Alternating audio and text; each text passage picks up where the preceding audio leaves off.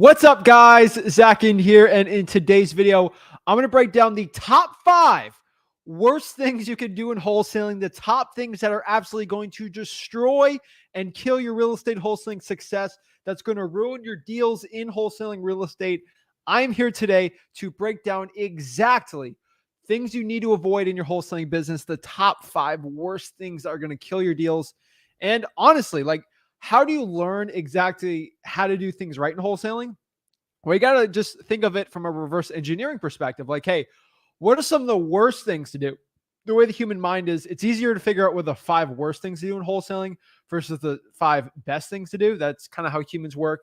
So if you understand, like, hey, if I'm cold calling, what are the 5 biggest mistakes cold callers make? It's easier for you to come up with that. So that's why I'm sort of looking it up. The top 5 worst things are going to kill your deals. So you know exactly, hey, I know that's a big thing, a mistake to do. I'm not going to do that. So that's what we're going to do today. We're going to break down the top 5 worst things that are going to kill your real estate wholesaling deals. And I'm telling you, showing you exactly how you can't do it and show you how to avoid this. So do me a favor, smash that like button, subscribe, comment below your questions, guys. You know we do this live. You know we help the people out today. So let's get it going, guys. Break it down. So without further ado, let's get it. Woo!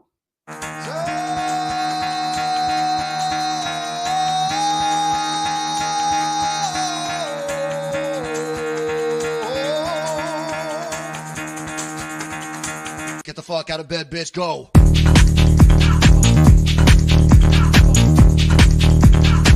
Get up, and they got go.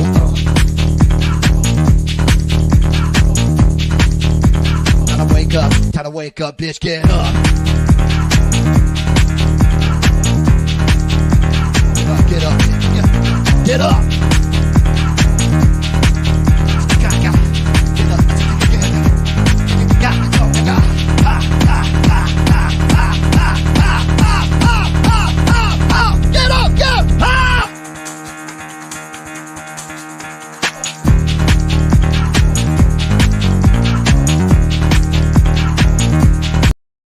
Oh, yeah, let's get it, guys.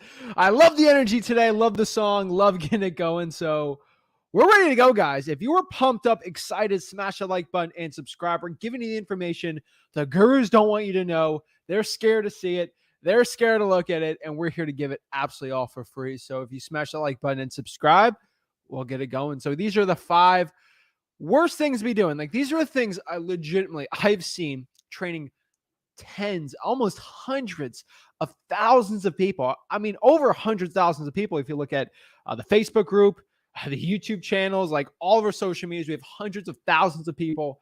I've seen people just get deals, become success stories, and people that don't do this business at all and just fail. And honestly, the people that fail, I've seen this, and the people that fail and then they switch things up and they finally do well, these are the things that are going to kill your deals. And a lot of you guys are doing these things and you got to switch them. So without further ado, let's break it down. So let's talk about number 5 here. Let's just get straight into it, right? Number 5, I can tell you right now, the worst thing that's going to kill your deal is not being upfront with your motivated sellers. What do I mean by this about not being upfront with your motivated sellers? This kind of goes like 2 ways. Number 1, not being in your motivated seller's best interest. You have to be in your seller's best interest in wholesaling real estate. Cannot stress this enough, guys. If you are actually not in their best interest. So what I mean by this is, like, I've had plenty of wholesaling deals like this. This is never talked about in wholesaling, and I don't know why it's not, but it's the honest truth. If you're talking to a seller and their best interest is to list it with the realtor, get the most out of the house, let them do it. I don't know why this is such a taboo subject in wholesaling, and I don't know why I have to be the one that shares this and shows it, but it's true. If your seller wants the most for the house, they need to go with a realtor. We're here to just talk to people, talk to sellers that want to sell for a discount. They just want to get rid of the property and they want to sell it for cash. We're not in the business of, trying to buy it for market value. That's for the realtors. And this is where a lot of the realtors and wholesalers think like they're attacking, they're in this war against each other. And the truth is, no, like, you guys aren't enemies here. You guys are actually can work together and do well. I'm telling you, 98% of all real estate deals need to go through a realtor. Let them have that. We're dealing with those 2% ugly houses where the person wants to sell for a deep discount, and it's a win-win. We can do the deal, and the realtor gets the deal, and it's a win-win for everyone. Everyone loves it. That's the way you got to be doing it. So honestly, like that's the way we got to be looking at it. What else do I mean? Not talking about having partners go and buy the property.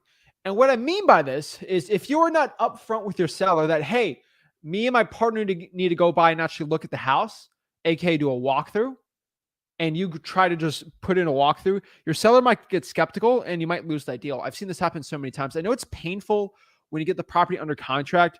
And I've said this in a lot of trainings and with our big challenge coming up in June, we'll be talking about a little more. But I cannot say this, like I say this so many times, but once you get that property under contract, you need to go to that seller and say, hey, Mr. Seller, me and my partner need to do a walkthrough one more time. We're okay with the price here, but he is just old school. He wants to go by and actually lay eyes on the property. It's like test driving a car. You have my word that we're good on this deal, which you are, but your partner, aka your cash buyer, needs to go through and actually walk through the deal with you. This is something that's very important. Not a lot of wholesalers do. And it's not a deal, like it won't destroy every single deal you do, but I see a lot of people lose out on deals doing this. So always just bring it up with your seller. I'm telling you, you will thank me. You'll thank me on like a crazy real estate deal that doesn't go through because I've seen it happen so many times. Be upfront, guys. And this is the last thing. I mean, this is kind of unspoken for, but it's true. Not being authentic or genuine with your sellers. I don't know why this is a huge contentious issue, but be straight up with your seller. Like, I hate when wholesalers go out here and they do this fake little like salesperson thing. Like, oh yeah, I can't even do like the fake voice just because like I hate doing it. But it's like, hey, Mr. Seller, my name is Zach with Zach Home Buyers, and we want to give you a cash offer for your house. Like it just, if you cannot be authentic with yourself, like be true to yourself and like your own personality. Some people got like very fiery personalities. Like, hey, guy, my name's Zach, and like they're all over the board and like they're really excited energy. That's great. Some people are more mellow, you know, and they like to talk slower. Hey, it's always best to kind of not copy to an extent, but like be a chameleon to your seller and kind of, you know, mirror the personality. That's kind of sales 101, but don't like be a fake person with it. I mean, it's the stereotype of the used car salesman that everybody hates. And it's just why? It's because they're not authentic. One thing too is like, I know everyone's like, oh, I got to wear a suit and tie when I go meet with a seller, talk to a seller. Guys, you pull up in a t-shirt. Like I always have a collared shirt on, but like, that's just kind of me. And it was kind of professional to a point. Like it doesn't look raggedy. No one's can really be upset at a collared shirt.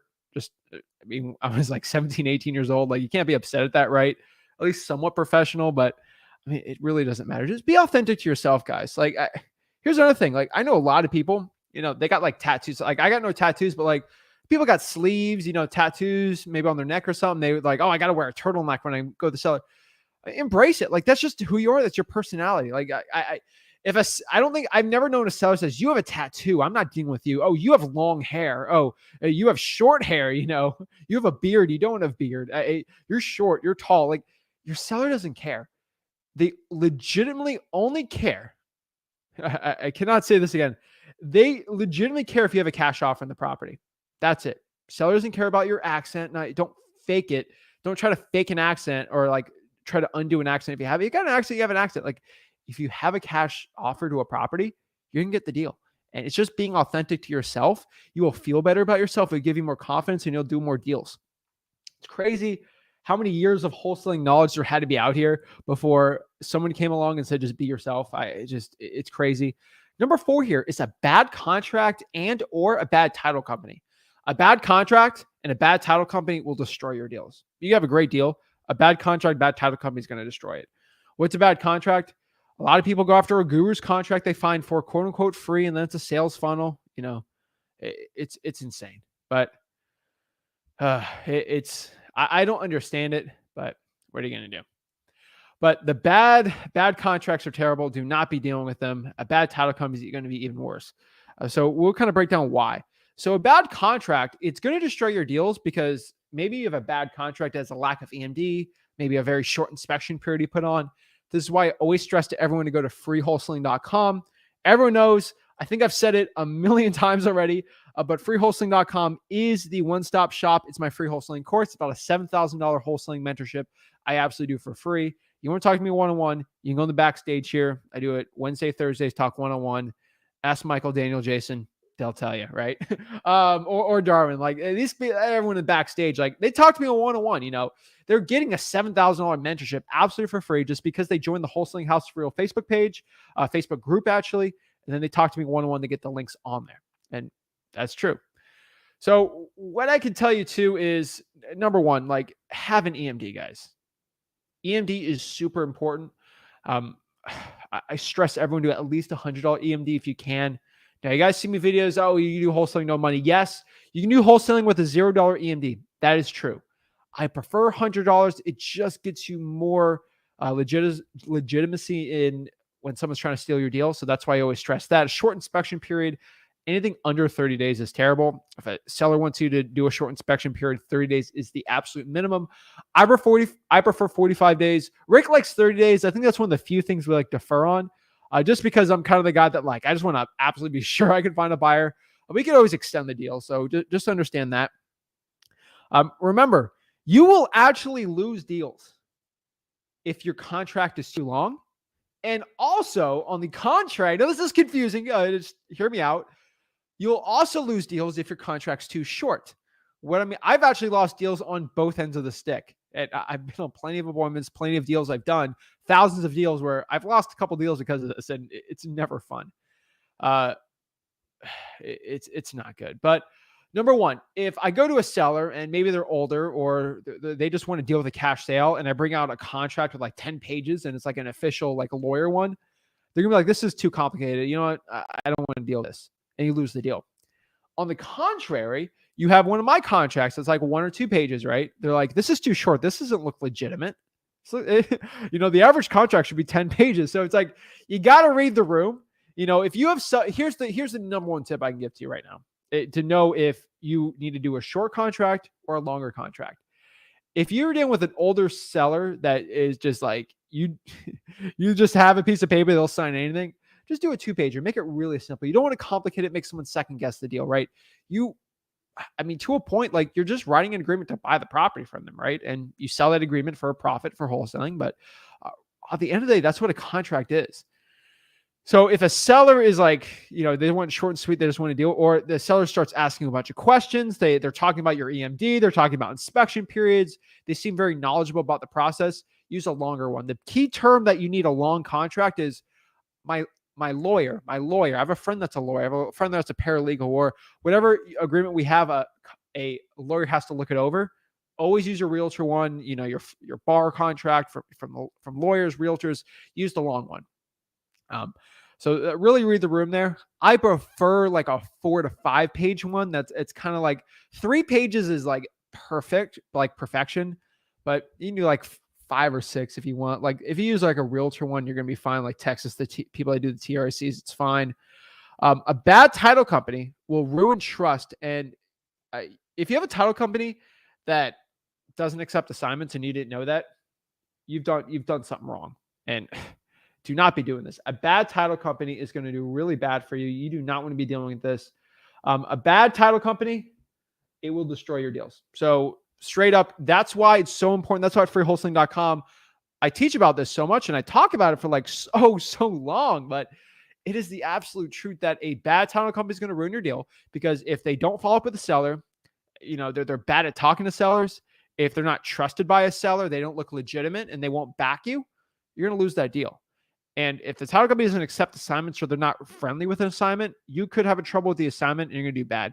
I've had title companies before straight up call a seller and said, hey, Mr. Seller, Zach right here. Did you just know, I want confirmation, he's having a $20,000 assignment on this. He's selling it to cash buyer. Now, there's nothing wrong with that. You just don't want to say, because that's just going to spook a buyer. So if you talk to a title company before that about how that's going to ruin the deal, they're like, okay, no problem. But they'll put it on the HUD. Not a big deal. They didn't really care.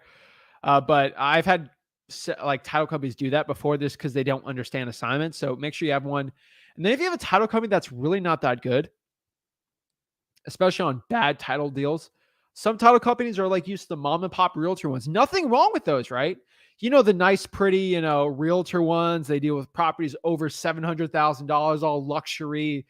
You know, the honest truth is, if there's like a coffee machine inside of the title company and it's all bougie and everything, and there's like really comfy seats and it's like really nice, and they deal with only like huge luxury transactions, probably not going to be the right one. Just go on Facebook groups and say, hey, let's say I live in South Carolina, in Myrtle Beach, for example. I go to like the South Carolina real estate investing group, say, hey, what title company do you guys use in Myrtle Beach? And they're like, oh, I use Cross Title or whatever it's called. Because a lot of your properties that are ugly, condemned, crazy, messy probates, the investment title companies know how to deal with those. And they can deal with a lot of hard situations, hard probates. Some of them have attorneys on standby. Actually, South Carolina's attorney state, so that's probably not a good one. I just say like Florida, for example, but make sure you know what an attorney state or not is. But a bad title company is going to ruin that deal. So straight up, just understand that. Let's go here. So let's go to number 3. Number 3 is not vetting your buyers. I'm going to laugh at this pretty hard, but so many deals have been lost from not vetting your cash buyer. And this is probably one of the biggest mistakes people make. And this is one I just want like, boop, boop, boop, like red flag for everyone like watching this. Like, you need to have a good cash buyer. So a bad cash buyer is very easy to spot. I don't know why this is like a crazy complicated issue, but a bad cash buyer is so easy to spot. If you follow these rules, you'll know. An unexperienced wholesaler, it's very hard for them to know, but if you follow rules, you don't have to be experienced to even know. So I want to break down my cash buyer rules too in this video, so don't even worry about that. Just remember, guys, a bad buyer will destroy your deals. It will ruin your reputation and hurt your business without even you doing anything wrong. Just understand that too. A bad cash buyer will ruin your reputation with a title company. It will ruin your relationship with the seller, obviously. So you want to have a good cash buyer. And I'm going to break down the rules too. Remember, a bad cash buyer might just be a fake buyer, a daisy chain buyer, a wholesaler trying to wholesale the wholesale deal, right? KK daisy chaining, A lot of people that claim to be cash buyers are just wholesalers trying to JV the JV of the JV of the JV. And you want to stop that too. So you're going to have to follow these rules, and these rules are going to help you out a lot. So let me break down Zach's tips of the trade here, my cash buyer vetting rules. These are going to be really important for you guys to be following. If you're not following this, these are rules. Are they suggestions or are they rules? They are rules, guys and gals here. So these are things you have to follow if you want to be successful with your cash buyers. You don't want to lose your deals with cash buyers. Ask me how I developed this list, because I've dealt with so many bad cash buyers, ruined so many, not so many deals, but like 4 or 5 deals ruined from bad cash buyers. I've told myself, these are rules that I have to follow all the time. So let's break it down. So number 1, let's talk about proof of funds. You're going to have to ask your cash buyer for a proof of funds, a proof that they actually have money in their bank account. Remember, how are they going to buy your wholesaling deal? Let's say you lock it up for 120, you're selling it for 130. How's that cash buyer going to buy it for $130,000 if they don't have the money in their bank account? And, some person in the comments going to say, oh, man, I just get loans. And you do not want to be dealing with a loan for your cash buyer. If a cash buyer has a loan or they need to take out a loan on the deal, they have to get approval from a bank, which you already know the property is going to probably disgusting, and they're probably not getting approval, and that'll ruin the deal. And it's not going to be quick, convenient. There's a reason. It is a cash buyer. It is not a hard money buyer. It is not a lender buyer. It is a cash buyer, which means they need money in the bank account. Talk is cheap, guys. You got to show me money in the bank account. Now, I've seen this happen before where a wholesaler might fake cash funds. The trick. I remember this used to happen in middle school. You remember people used to learn how to like open the source code on Google and just like change the website for like a second, where people used to change the grades on there, but like it wasn't live. It was kind of like a thing. My nerds in middle school knew this, but like you could do kind of on the source code, open it up. You do that too. Like you could basically fake any website you want. Pretty easy to show. Like you can even Photoshop a fake. I can Photoshop $50 billion in my bank account, which I don't. 50 billion, I wish. Hopefully one day, but not like, but anyone can do that. So you got to really make sure it's good, legitimate screenshot of the bank account in there. You can also call the bank and actually call to confirm the funds in someone's account. You got to get permission, but it works really well. And that's how you do it.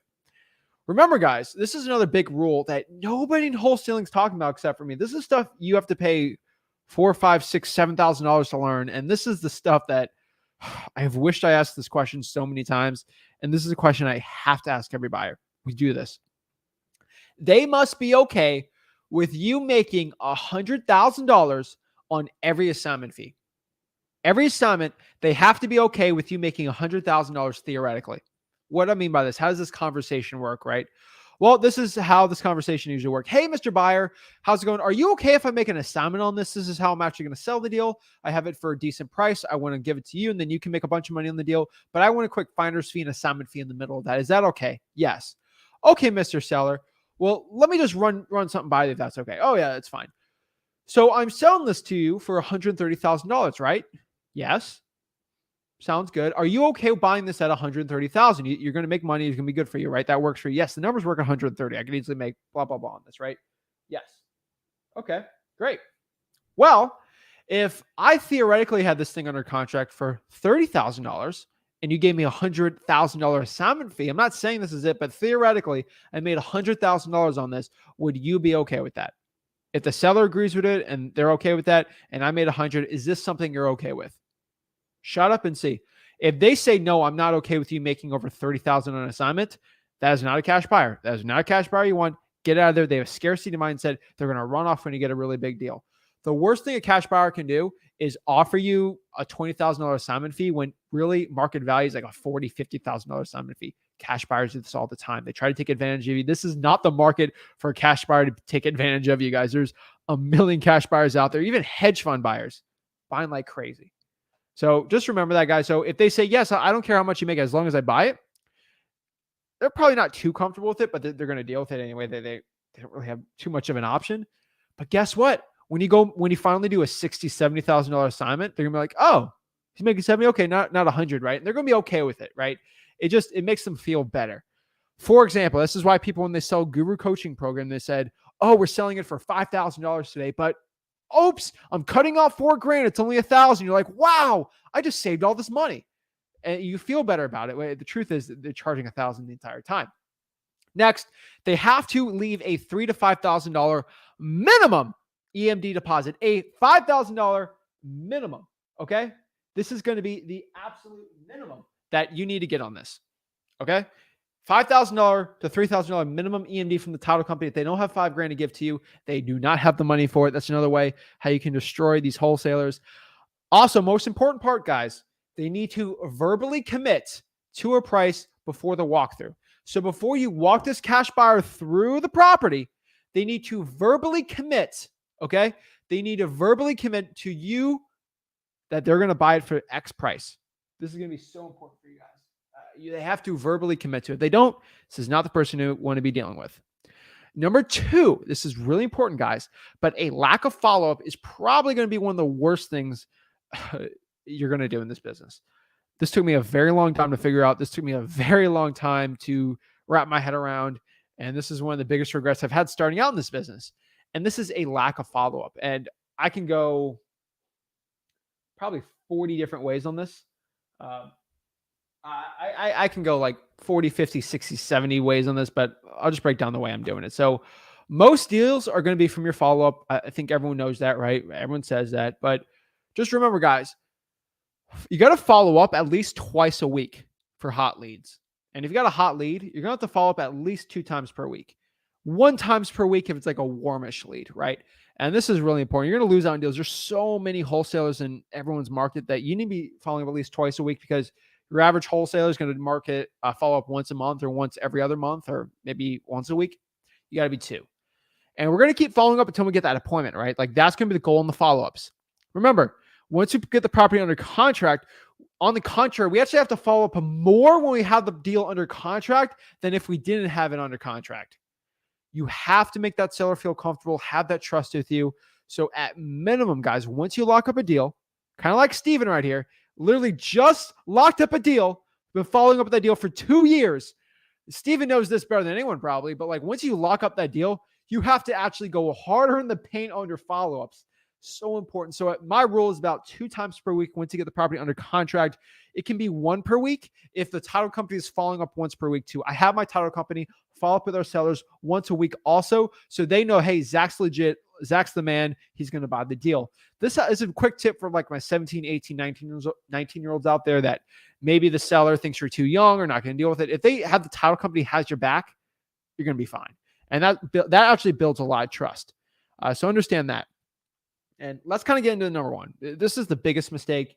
This is going to be the number one thing that kills, the numero uno thing that kills your real estate wholesaling deals. And what is it? It's not even marketing to the sellers that are in need. So the biggest thing that are going to kill your deals is you actually not going to sellers that actually have deals.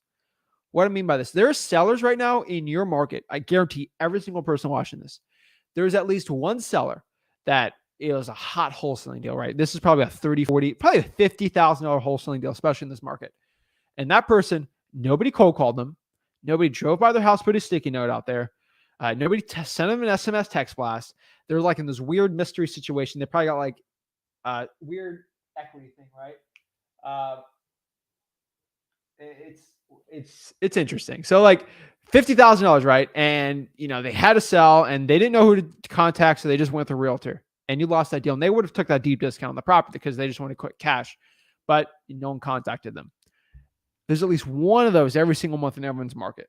So the biggest deal you're losing out are deals like that because you're not even contacting them. Like you're not even getting a hold of that seller. That's a big issue. So you guys, you're losing out on deals that nobody else is marketing to. You're in your market. These are going to be your probates, government list, arrest records, trying for dollars. I really don't even know anyone that's doing all of these. So pretty important. Most wholesalers are going after high equity and vacant deals. Why? There's not many deals that sellers aren't being reached out to on those lists. There's so many deals that sellers aren't being talked to. They're not being texted, cold called, anything. And they're just giving these listings to realtors. And I love my realtors out here, but the biggest thing that's killing your deals is you actually not going out here and contacting those people. So if I can give you like a quick breakdown, go off to the list that no one else in your market's doing. And I love doing these one-on-ones. I always do. Like always love doing these one-on-one coaching calls because I'm telling you right now, straight up, I've not found one person that's done every single thing I've told them to do. And wouldn't be this. I haven't found one person that consistently pulls every arrest record, water shut off, fire damage property, lien list, IRS debt lien list, pre-foreclosure, sticky notes on the pre-foreclosure, sticky notes on the drive for dollars. Guys, I can go like forever on this. Okay. I've not found one person. That's a lot. It's a ton. And then doing like PropStream lists, zombie property lists, right? Cold calling vacants. There's a million lists. There's more lists to market than there is time for you to do deals, even with VAs. So there's never excuse if I'm out of a list or there's not enough list or, I ran out of a list to cold call. It's always, I ran out of a list of things that I feel like I want to market to. And it's like doing the hard work, like everything that's very valuable in life, especially in business, you have to do the work that no one's willing to do sometimes. Some of the best athletes in the world, you think sometimes they get up in the morning all sore, tired. Do you think they want to work out that day? No. Some of the best entrepreneurs in the world, sometimes they don't wake up, they don't want to do it, but they do it either way and they just push through and then, they're glad that they did it. So just understand that, guys. So without further ado, this is Wholesaling Houses for Reals, Wednesday, Thursday, one-on-one calls. Every Wednesday and Thursday, I go one-on-one with you guys and I talk to you. Rick goes on Thursdays. I'm on Wednesdays. And everyone who joins the Facebook group, Wholesaling Houses for Real, just search. If you just search wholesaling, it's probably the first Facebook group that pops up. So you can do that too. But just search Wholesaling Houses for Real. And every single time I'll pop it up here. Let's see here. If you go here to featured on the feature tab here on Wholesaling Houses for Real, 44,300 strong. Love it. Missed out another 100 new requests probably past hour or two because I let some more people in. Click right here on featured one-on-one coaching call link. I shared that 4 hours ago to hop on and talk to people right now. So if you want to hop on, go to Wholesaling Houses for Real. I'll put it in the comments from my YouTube people, everyone watching from everywhere else. Just search Wholesaling Houses for Real. If you watch the YouTube channel, you'll see it. So those people get to talk to me one-on-one absolutely for free. So without further ado, we got a lot of people back here that has questions, want to talk to me. First person I'm putting on is Michael, who I talked to yesterday a little. Yo, what's up, man? But no cold calling yesterday. But what's up, man? How are you? I'm doing good, I'm blessed, dude. I'm excited. So tell me, man, how can I help you become a better wholesaler today? Well, man, where do I start? So the biggest issue that I'm running into right now, I feel, is my market, right? I'm one of those guys that did spend money on a mentorship before I found your page. But the mentorship's not a bad problem. I think my biggest issue right now is just finding that virtual market and then obviously marketing, right? Yeah, I've just been stuck. So right now I'm in Yuma, Arizona. Don't know if you know where that's at. It's a small little town south of Phoenix, about 3 hours. So I'm doing Maricopa County, and man, it's rough. I mean, I've locked up a couple deals, and then other wholesalers will go and steal them. Doesn't matter if you put a memo in or whatnot. So that's been my biggest struggle right now. It was just getting a deal under contract. So I'm trying to go virtual. I'm having a hard time finding the right market though. Okay, I have watched your videos also. Why don't you do Yuma? I am doing Yuma. My only marketing channel right now, I'm using Launch Control for SMS, and then I'm using a cold call out of the Philippines. I train her, so I manage her, and she's honestly doing a good job. I'm not getting any. I'm getting a lot of retail leads, but I'm not, because I'm a realtor as well, so I'm getting retail leads, but I'm not getting a wholesale lead per se. Okay, well, let's get straight up here. So are you doing Maricopa County or Yuma County? I'm doing both markets. Why don't you just do Yuma County? Because I run out of my leads way too fast. Population here, 217,000 people living in Yuma, dude. I got like 300,000 in my market, and I'm stuffed. Really? And your average ARV, I just looked it up. We're talking 267, dude. That's way less than mine. Maricopa sucks, man. Like, yeah, dude, people would die in Phoenix to be where you're at right now. So let's kind of break this down. What lists are you pulling that you're quote unquote running out with? Right now, I'm doing absentee and vacants. I do pre-foreclosures, but I'm probably not as consistent as I should be. Okay, so you're doing pre-foreclosures, absentees, vacants, and that's it right now. Why not probates? It's just a timing thing. I have to go to the courthouse and actually pull the probates. The county that I live in, it's you have to go in person to pull it. Okay, have you called the clerk of the court and asked? Yeah, they say I have to go in there. So they have a public computer that you use, and you have to handwrite all the. I've done it before. You have to handwrite all those names and stuff like that. So it's just that's beautiful. Yeah, it is. It's actually good. And then some of the no one else can do it, man. Some of the documents will actually have like the, whoever's getting the probate, they're gonna have their name, phone number, and address. So it's really good. It's just I own 2 other businesses, and I just don't have the time to go to the courthouse. I get it. Okay, it's a priority thing. I see where you're going. What about code violations? I did pull that. In my county, there was only around the city of Yuma, there was a total of 20 houses that are on the code violation. Jesus, man, that's a lot of houses without code violations. Yeah. Okay. Well, what about arrest? Like, I can go down the list. Arrest records. I haven't even touched arrest records. I just don't know how to. I know how to pull people that are incarcerated. I just don't know how do you find the houses associated to arrest records. Property appraiser. Property appraiser? Yeah. Okay. Let's say Dean Michaels gets arrested. Saying that an example. So, does Dean, or it'd be a unique name. It'd be like Michael, Yanovovich, or like something unique, right? Does Yanovich space or dash Michael own any real estate? If it's a unique name, it's gonna pop up, dude. And then those work out really well, man. Liens, you have to go in person. Which ones? I'm assuming liens, you might have to go in person, like probates. So I can pull up tax liens, which I've done. So that's actually, I'm targeting liens as well. I pulled up tax liens, but actual like federal liens and stuff like that, I'm just pulling them from PropStream. Okay, yeah, that's easy. All righty. Trying to look this up here. Yeah, I don't think public record is going to be a pain in the butt here. All right. Actually, they got daily cases on here. On It's going to give probate? you the case type. Oh, they don't give you. They only give you case numbers. Okay. Shoot. Yeah, they're a pain in the butt there, man. That's good though, man. I'd be living there if I were Yeah. you. But okay. So your SMS text blasting, cold calling. What are the results looking like with that?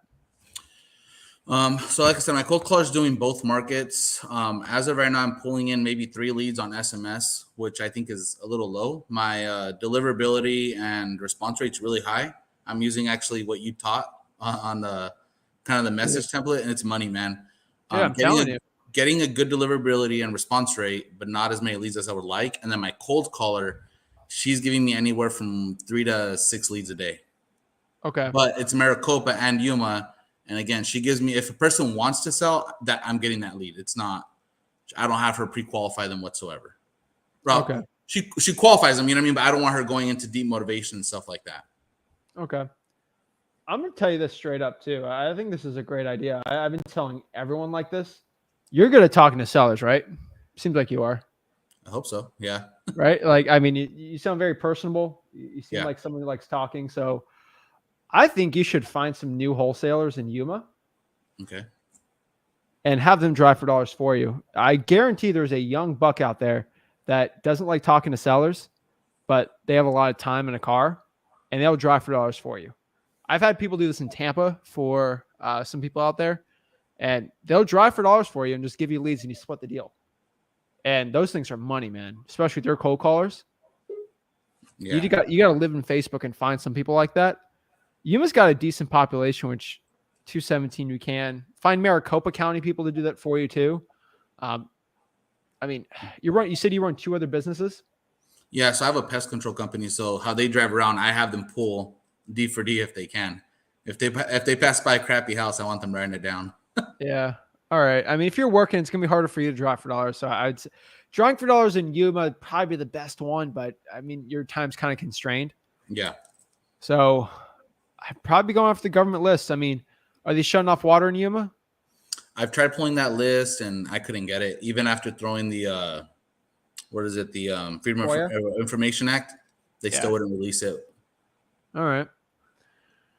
Do you know if there's a way around that? Because I mean, I threatened to talk to the city attorney and they called my bluff. They said, go ahead. So it didn't work. Did you? Huh? Have a meeting with them. Yeah, I guess I should. I met with the city attorney in 5 counties at least once, every single one. I know them all. They've all dealt with this face because they wouldn't give me a list. And I got to pull up stuff. Okay, so I'll try that. Go meet with him, man. Call the bluff. Hey, I'm a tax-paying private citizen doing private research, and I want to see if I can pull this list. It's a public company, right? Yeah. Ask. Here's the thing, man. You could potentially be the only wholesaler in Yuma County that has the water shutoff list. How valuable would that information be for you? Really valuable. Is it worth a 30-minute conversation? Yeah. Oh, yeah. Hands down, man. Okay. So I'm telling you should be doing that. Okay. So you would recommend just staying in Yuma and I guess what I'm doing right now is I just started today. I'm getting away from my cold caller calling and I'm trying to start calling as well because she's doing a good job, but I know that if I get on the phones, I'm more in control. You know what I mean?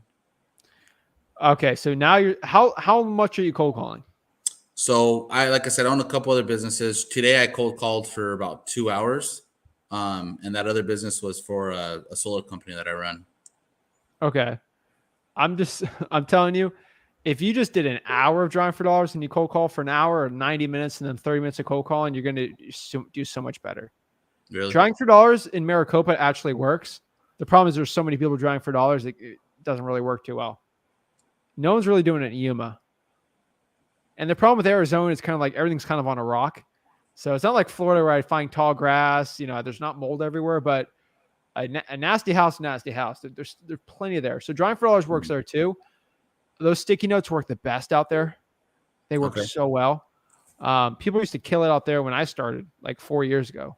Sticky notes in like Arizona, but it's not really a thing too much anymore there, but you're south, so you can probably do that. So sticky notes and drawing for dollars, reverse drawing for dollars on lien lists, reverse drawing for dollars on not probates, but like if you can get the code violation list, if it's any bigger, but lien lists, honestly, tax liens on sticky notes probably be one of your best bets too.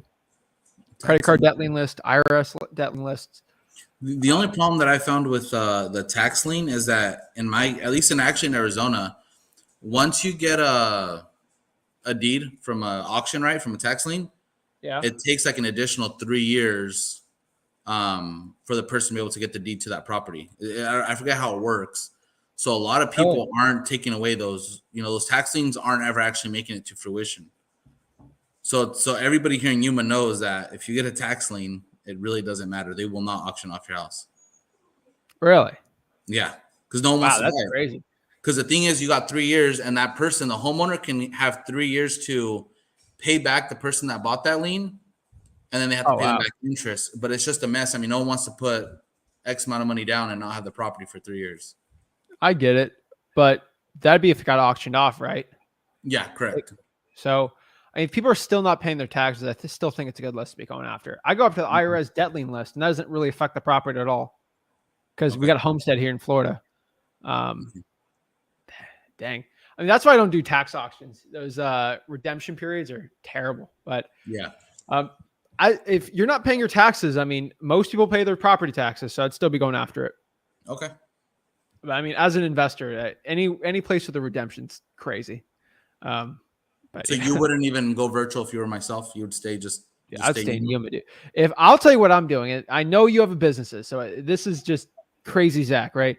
I would legitimately drop for those 10 hours a week, cold call 5 hours a week, which work 15 hours. That's it. I had my sticky notes. I'd do 20 hours a week. I'd probably get 2 or 3 deals per month.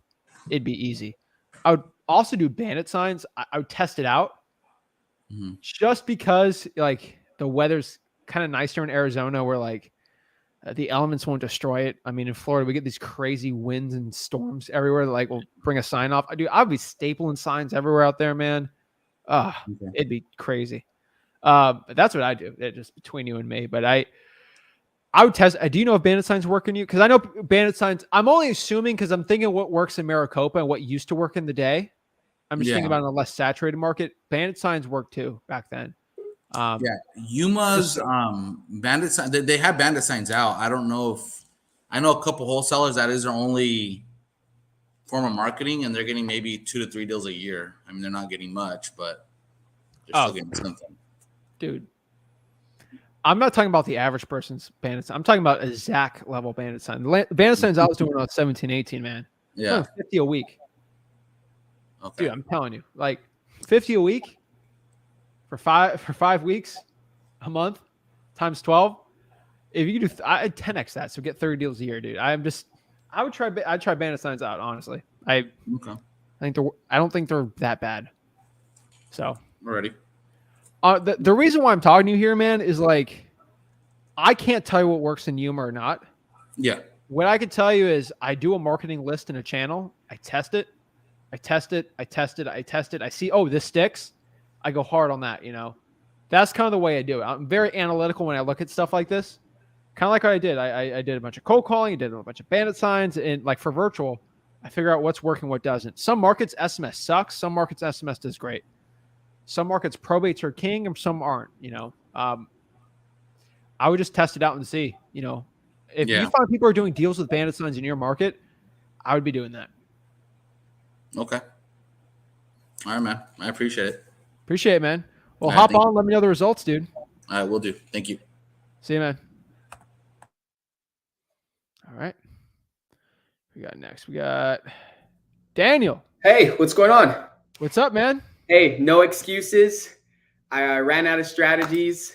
I think last time we talked, I was going to do the my way, then your way. Then I ended up doing nothing at all. So I kind of hit a blank wall. And I heard you said you don't have a lot of people that hasn't done like everything that you told them to do. And dude, I've closed deals for my investor over here involved in a partnership right here in a private real estate investment firm here in downtown Orlando. And I'm an employee, you know what I mean? And right now what I'm trying to do is I'm trying to move from Maitland, Florida to downtown Orlando. I'm $20,000 in debt. Then, you know, I found wholesaling, and I feel like this is the opportunity for me to get out of debt and move myself into a condo right there in downtown Orlando. So I've closed 4 deals for this guy, never closed any deals for myself. I feel like this is the opportunity. So basically what I'm saying is no excuses. I'll do your 90-day action plan like you posted not too long ago. Not only that, every single Thursday, you're going to see my face right here. I'm going to stay accountable. I'm going to do every single fucking thing. No excuses. Courthouse, fuck it. I mean, fudge it. I'm Watch going out. to All right, you're good. budget. I'll go to the courthouse, you know, whatever it is. But the driving for dollars thing, I have a bike, you know, so if you tell me right now, hop on that bike and go drive for dollars, then I will. But at the same time, I'd rather not. So if we could replace the D4D, but if you don't want me to replace it, whatever it is, dude, I'll do it. I don't care. You know, I want a deal, bro. I need, and also I'm not worrying about VAs. I'm not worrying about nothing until I have 100K in the bank, like you guys said. So, How, like, I just be straight up. How bad do you want it? Dude, I'm not going to be motivated every day. You know, I'm not going to be motivated every day. I'm not going to feel like it every day. But I remember one thing. Before I met you, Zach, I was homeless 2 years ago, and I knocked on a $2.5 million mansion. I would door knock. That's how I met all my friends. This guy who helped me out, I knocked on a bunch of doors before that. I knocked on this $2.5 million. I said, hey, I just want what you have. How can I have it? And he said, you know what, you're homeless, but at the same time, I see something different. You're not asking me for money, so I'm going to help you out. He bought me an Airbnb in downtown Orlando. He said I have to pay for it myself. I only had 1 week to pay it. And he took me out of that like poverty, basically. Now I'm in this condo, and he basically said, hey, this is how much it's going to be weekly. You have 1 week. That's all I'm paying it for. And I had to come up with the idea. And I'm like, I went out there, I went car washing. So I went to malls in places. And I said, hey, I was panhandling and I made $600 in a day. And I would take buses, bikes, trains. I was independent. I relied on nobody. It was the most amazing feeling in the world. So you asked me, how bad do I want it? I want to go back to that, dude. You know, I want to go back to being able to rely on myself, like being in the heat of the moment, in the performance, and not making any excuses, just taking action, like all the freaking time, like always on the go, you know? And I feel like money is like a result of my performance. And I've always felt good, you know, just hustling, you know? So yeah, I want it bad, and I'm willing to do anything it takes, whatever it takes. You know, I got wit, so whatever it takes, I'll do whatever it takes. I'll be here every Thursday, one-on-one every Thursday. I'll pull all the list, no excuses, no you don't excuses. have to talk to me one-on-one. Literally, I'm going to show you what to do for the month. You don't have to talk to me for a month. I'll tell you this to do. Ready? Yeah. I want you to door knock all the pre-foreclosures and probates. The PR's houses, and then all the pre-foreclosures houses. And just door knock every single one you can. That's it. Just do those two. Pre-foreclosures and probates. Door knock the PR's houses. I'm literally gonna knock on pre-foreclosures. And probates. Where are the probates? Where are the probates? Where? Whose house on the probate? The probate house or the PR? What is a PR? I don't even know what a PR is. Personal representative. The heir to the property. Oh, okay. So I'm going to knock on the person who is getting inherited, the heirs, right? Yes, if it's locally, yes. Are you serious? I'm really going to knock on I'm going to door knock pre-foreclosures and probates. Okay. All right. Door knock all pre-foreclosures. Can I just dominate Orange? Can I dominate Orange County? You know Orange County, right?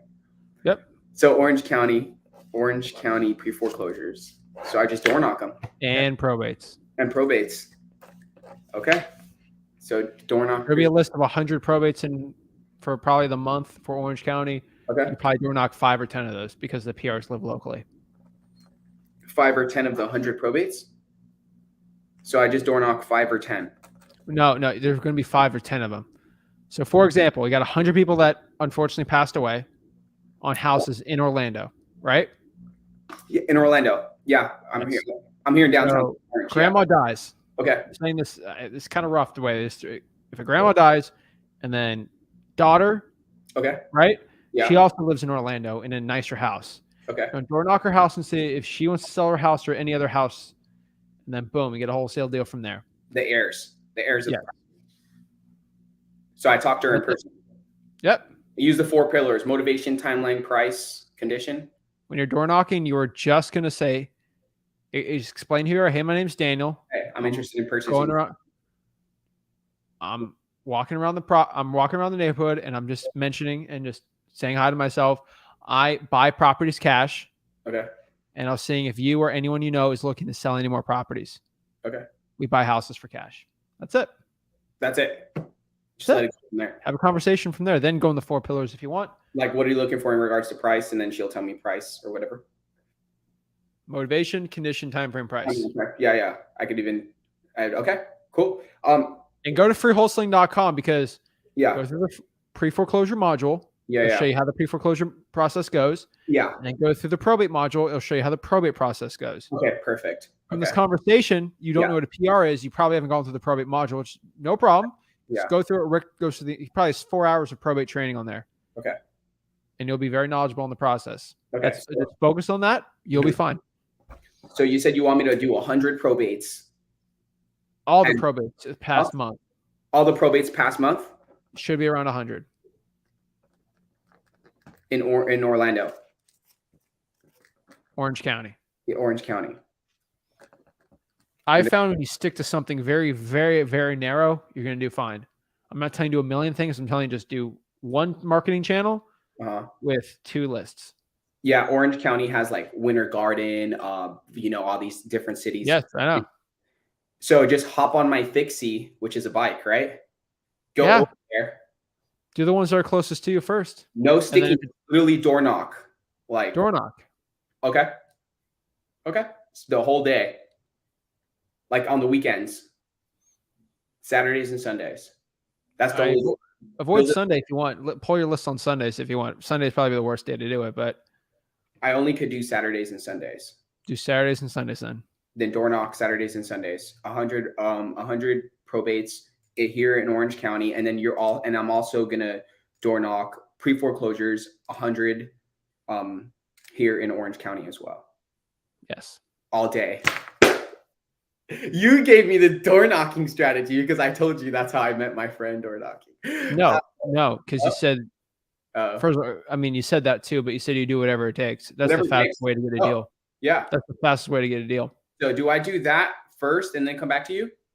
Come back to me. Do the entire month. I don't even have to do every Thursday. You can if you want. Let me know how it goes, but that's your plan, dude.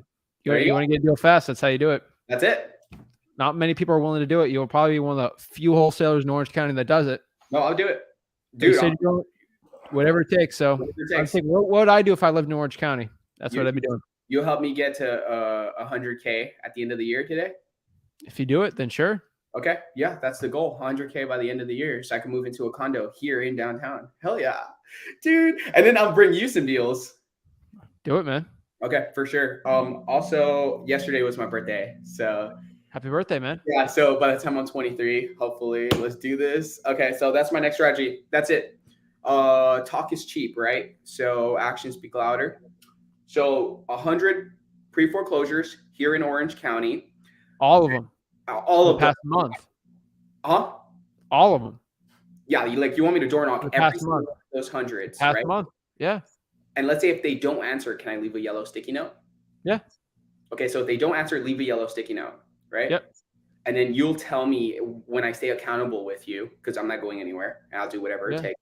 You'll tell me, hey, Danny, no, go back to the ones that didn't answer, go door knock, or you'll tell me what to do from there. I can't confirm if you did or not, but I can tell you straight up, if you left a sticky note or door knocked to every pre-foreclosure in Orange County and every single probate for an entire year and you didn't get a deal, I know you didn't do it. Oh, dude, I'm not gonna BS you. I'm just BSing myself. No, I know. Yeah, dude, I'm putting my time and my energy into this so I could get a return. Like I don't play around. No, I'm gonna do it. I know. So get it, man. If they don't answer, leave a sticky note. Yep. How many times do you want me to go back? Like if they nope, just once. Just once. Okay, I'll be here. I'll come do it. All right. I'm bringing my little. I'm doing it on my bike, bro. All And right. if you want me to go crazy with bandit signs, I will record videos, post it on my Instagram, and you could just go on my IG and look at it. I'm good, man. Just do I it. follow you on IG, so Appreciate it, dude. yeah, no problem. All You right, got it, man. I'm gonna do it. Peace out, All right. Zach. See you, man. Okay. Telling you right now, you tell me straight up. You'll do anything it takes. Door knocking a pre-foreclosure list is the fastest way to get a deal. I would say code violations, all this stuff. I'm keeping it very simple. And that's it, man. I love the energy, though. I love it. But I'm telling you, if someone wants to come up here and tells me, Zach, I'll do whatever it takes. Let's do whatever it takes, right, guys? So that's the plan. So love the energy, guys. Love it up. Keep it going. I'm telling you, you're willing to do whatever it takes. Let's do it, guys. Let's keep the energy going. Let's get it. Let's get it. What's we got? We got Jason. What's up, Zach? How are you, man? What's up, man? I'm blessed. How are you? Oh, I'm doing wonderful. So I went driving for dollars, and I got about 250 leads, and I cold called for about an hour, and I got one guy who I actually went out and met him today, and I got a good price. The ARV is 230, or no, like 240, and I'm about to meet him and get the contract for 130,000. So, fingers crossed, I'm going to go meet him. He'll sign the contract. But anyways, I wanted to practice, because I don't really have anybody to practice with, conditioning somebody when I go meet them in person to make a decision. Do it right now. Let's go. I was going to do it with him, but Condition. I don't know. Go. I lost it. Okay. All right, cool. So let's just pretend that I just pulled up. I'm meeting you at the house. You got to do it on the phone before, man. Oh, I didn't do it on the phone. I got to do it on the phone too. Okay. We'll do it in person. So I just pulled up and I'll say, hey, what's up, Zach? How are you? Hey, Jason, how's it going? It's going good. Ready to come in? Yeah, I'm absolutely ready to come in. I just, I wanted to have a quick conversation with you before we go in. Is that okay? Okay. Awesome. So, I'm going to spend some time with you here today, probably like 20 or 30 minutes. Is that going to work for you? Yeah. Okay, cool. And during that time, I'm going to get to know a little bit about you and your house, and I'm going to try and buy it. But at the end of our conversation, you're going to have a decision to make. You have to say, Jason, I love what you're saying. Let's go ahead. Let's proceed. Let's do the deal. Or you're going to say flat out, Jason, I don't like what you're saying. This won't work out, but thanks for coming out. It was good to meet you. So I need your commitment to either say yes or no at the end of our conversation. Is that something that you can do today, Zach? Sure. All right. Awesome. So let's go in and look at the house. That's it, man. That was the Rick Ginn conditioning. That was not the Zach Ginn conditioning one. We do it different ways. His works amazing. Mine works great, but they all work. I can just tell which one's the Rick one and which one's the Zach one.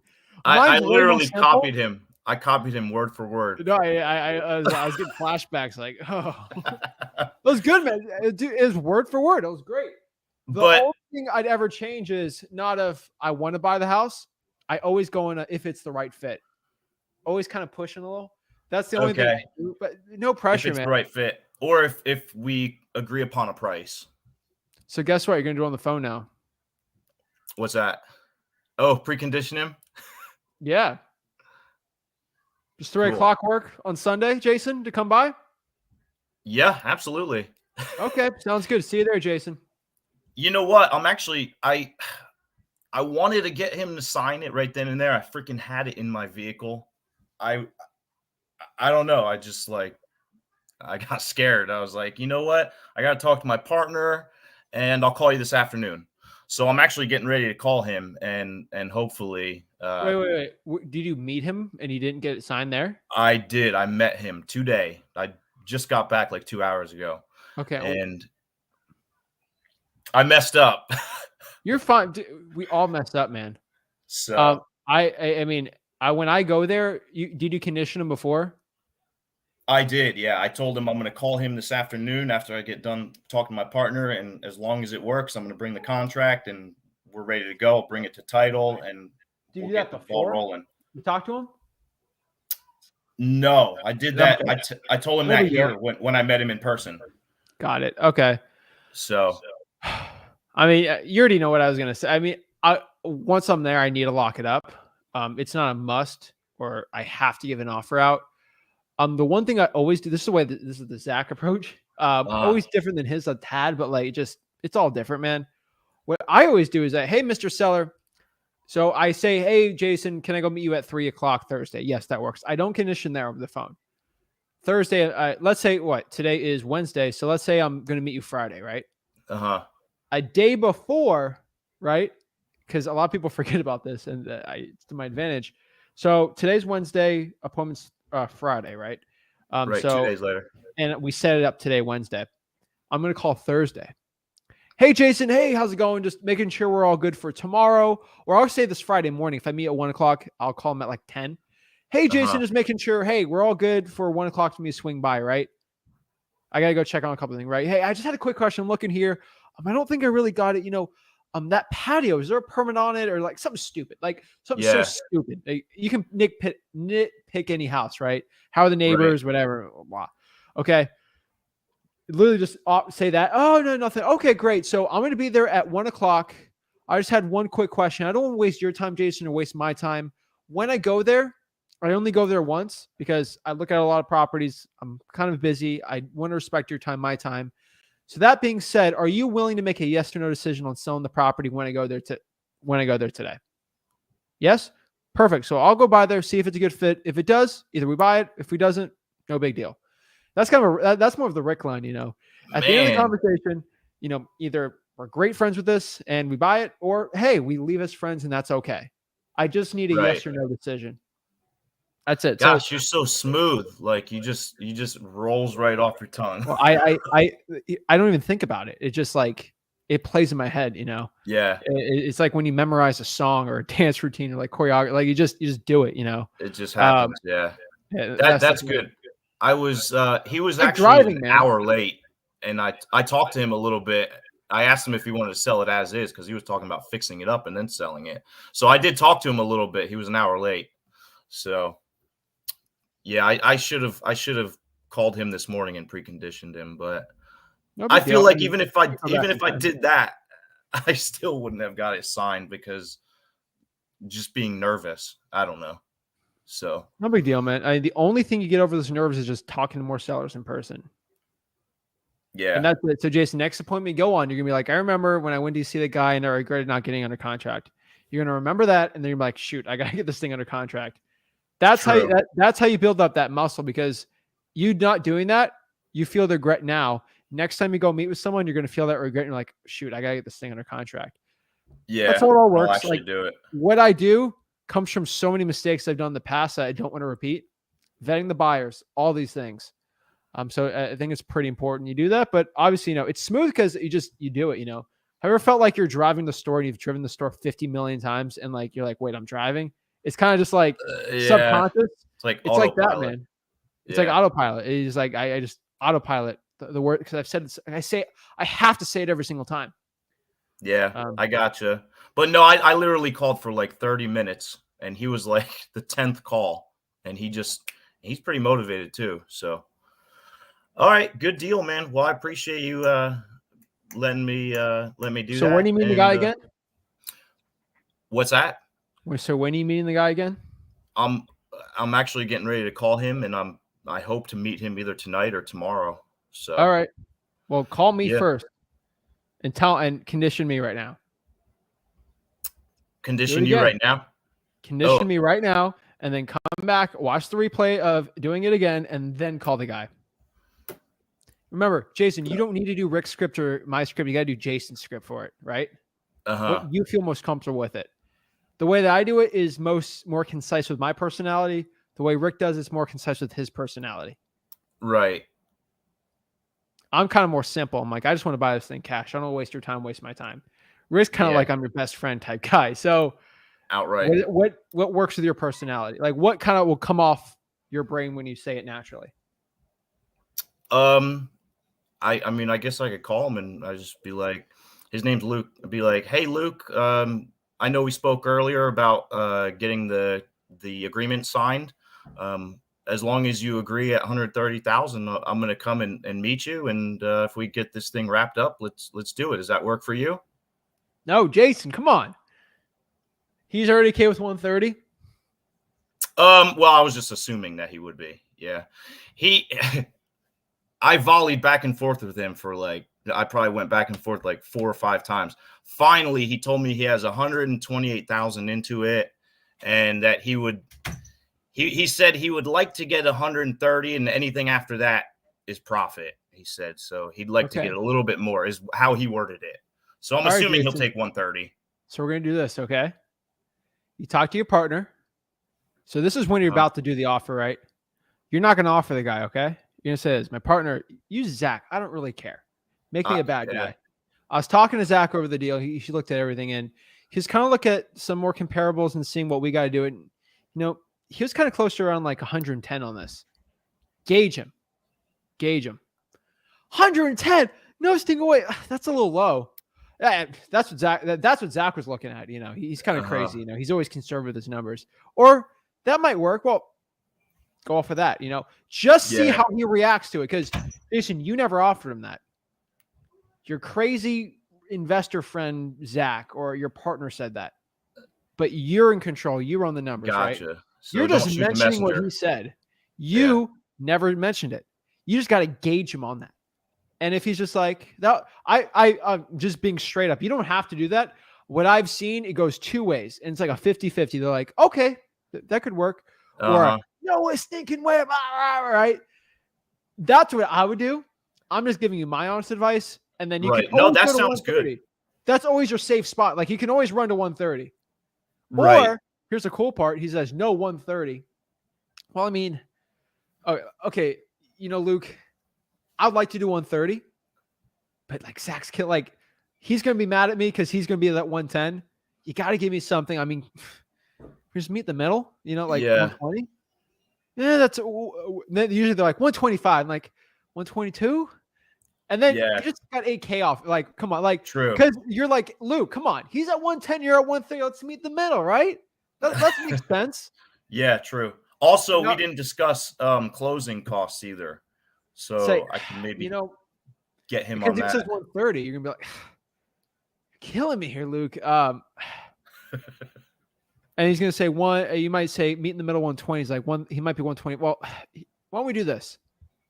How about I just pay the closing costs and we do 120 even then? That's an extra 3, 4, 5K. Luke, I'm at 125, but I got to pay closing costs. So let's just make it 120 even. That's roughly kind of close to 125 altogether for me. Yeah. I think that'll work. He's pretty easygoing too. So yeah. So I'm just worried because he said he has 128,000 into it. That's like his bottom. Maybe that was him like secretly telling me, hey, that I need to get 128. Hey, maybe he's bluffing. I don't know. Maybe he is, but maybe you lock it up for 130. At least you tried.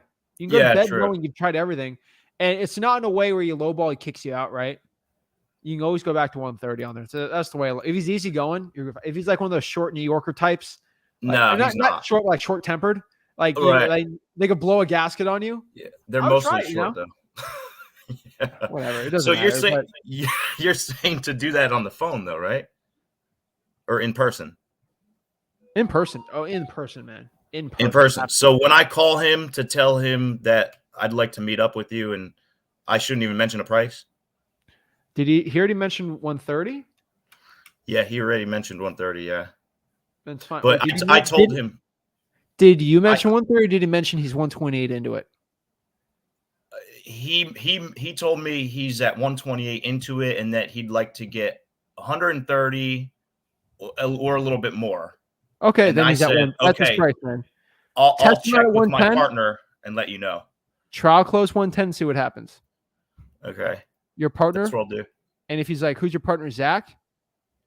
He's a real estate investor out in Florida. He deals with me on some Myrtle Beach property. Like if he just like goes crazy on who's this Zach guy. Yeah. I don't think you will. Investor. No, but like just in case. Yeah. So you have confidence. Just say Zach or Rick if you have to. I'd just say Rick because we love blaming Rick for everything. And he's more experienced, right? So like you can say, oh, he's been buying properties throughout the United States, and I had him look at it just to give me the okay on it, right? That That's it. works. I'll do it. I'm getting ready to call him. So, all right. So I'm going to go meet him in person. I'll let you know how it goes. Zach, I appreciate it, man. Yeah, I'm just saying that because you could come back and say, I just got 20K off of it, or I could, like, it's always safe to say there. So that's why I'm going off. But dude, call him right now. Time's ticking. You think in your opinion, you think if he said he's got 128,000, you think he'll go less than that? Dude, I've seen people take losses on deals all the time. That's what it would be, a loss, yeah. Maybe he says 128. I don't know, man. So he actually bought it for 104,000 like 3 years ago, and he moved some walls around and needs some drywall, some little things. He said and that doesn't equal 128,000. So maybe he's bluffing. I don't know. But okay, man. The only way is by actually doing it. Yeah.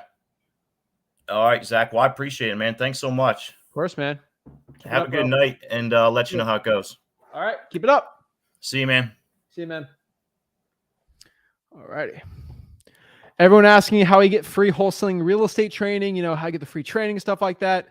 Obviously, go to Flip with Rick or Zach Ginn on YouTube, and then you can hop on the live streams, talk to me for free. Or you just go to freewholesaling.com. That's another way. There's so many ways to get free mentorship from me. But I tell everyone just to check out freewholesaling.com first, go through the course, and then go to the Facebook group in there, and then actually talk to me one-on-one. Ask questions on the live streams, guys. I do 4 live streams a week. No excuses out here. So let's get it going. Next here, we got Darwin. What's going on, Zach? Long time no see. How are you? I'm doing good, man. How you doing? I'm blessed. That's good to hear. That's good. Oh, yeah, man. Everyone in my family's healthy, happy. So there's no complaints on my end. Hey, that's good, man. No complaints on my end either. Perfect, man. What's up? How can I help you today? Hey, so I've been trying to get into the probates. I've been trying to pull the probates from my county and stuff. Okay. And so there's 2 different websites to pull them, but I think one of them, the actual probate courts, so it has all probate courts. Okay. But since I'm looking in the court records, it doesn't have the property address or nothing. Whenever I'm trying to cross-reference, should I be cross-referencing the decedent or? Yes. Well, decedent. Not the descendant. Descendant would be the PR technically, but the decedent, yes, the person that passed away. Right. It should still be in their name if it's going through probate. Okay, and then but if it's a closed probate, it should be under. I would not deal with a closed probate, only an open one. Okay. For now. All right. You're probably going too far back. Okay. So doing probates, it should be one of the most recent ones, right? Past 30 days. Past 30 days? Okay. Yeah. All right. Appreciate that, man. No worries, bro. All right, man. You have a good one. You too, man. Have a great one. Boom. Alicia? That's a cute dog. Thank you. He's very spoiled. How are you? Can you hear me? What's his name? Bomani, which means a rope warrior in Swahili. He just looked up at me to see if I Whoa. was calling him. Yeah, for food. He is amazingly spoiled. That's a cool name. Thank you. So I actually had a question. Believe it or not, I went through all of your amazing content. And I am at the final portion, which is extra deals, your free wholesaling course. And I was just getting ready to start Rick's when I came across a fire damaged. And I did talk to the agent. It is on market. Found out a little bit. My best friend was a claim adjuster for Allstate, and both of us have had the cold calling experience. So that's the least of my worries when people are saying to me, I have to call somebody. I'm like, just get me on the phone. I can call, just get me on the phone. I just need to talk to somebody. So I started calling agents. I was using a kind of a generic script. I kind of I make the script my own. So I did kind of started putting some things in after watching several of you and your dad's videos. And I tried to pretend that I was professional. And at first he kind of shooed me off. And then I dropped the one liner. Well, my partner and I really like to deal directly with the listing agent. So if it was possible, just to, keep everything simple, communication good, I would love, if we could move forward and you would represent us, keep it. Then he didn't want to let me off the phone. What state are So you in? it's California. Okay. Can you do dual agency there? We're in Cali? Yes. We can Where? do agency here, yes. Stockton, San Joaquin County. Stockton's okay. You can make it work there. Okay. So, initially, I was born and raised in San Jose, which is the greater Bay Area. Oh, And initially, I yeah. was going to try there, but I No. actually was told that your first deal should probably be a little bit closer in your backyard. Yeah, if you're in So Stockton, that's what I was told. So I started looking. Mhm. yeah, I'd get rid of Silicon Valley. Easy. Just get at that. It won't be that's good. what the only reason that I kind of had a little bit of interest there was that I had a friend who was flipping. So that was kind of where I was thinking, okay, maybe I could have kind of, been a No, little for that. still not good. Yeah. But yeah, the only city that works out there is Oakland, Alameda County out there. That's really it, because it's kind of cheap to a point. Really? But Okay. yeah, Okay. So definitely that for the virtual. Definitely, I'll definitely move into that yeah, virtually. But it's again, I'm harder. just trying that. Yeah. So the virtual best, in Alameda. yeah, the best market in California is still Fresno, hands down. Okay. But I'd look at that too. It just you got, but I think Stockton does. It's a little more expensive still, but it still does work. So yeah, okay, yeah. On market, So I'm never a fan of those still. But you doing it the way you're doing it, you've definitely watched my stuff. You know what you're talking about. That definitely is the best way. Just you understanding, you have to do hundreds of those for like one or two of those to work. Like, just don't get your hopes down. You do one offer, like you got to do 100, right? And then there's one going to go through. Unfortunately, that's just how the cookie crumbles there. Right. So it's kind of like the numbers game, period. In that, Yeah, right. The more that's it. I got to talk to hundreds of probates before I get one deal. Yeah.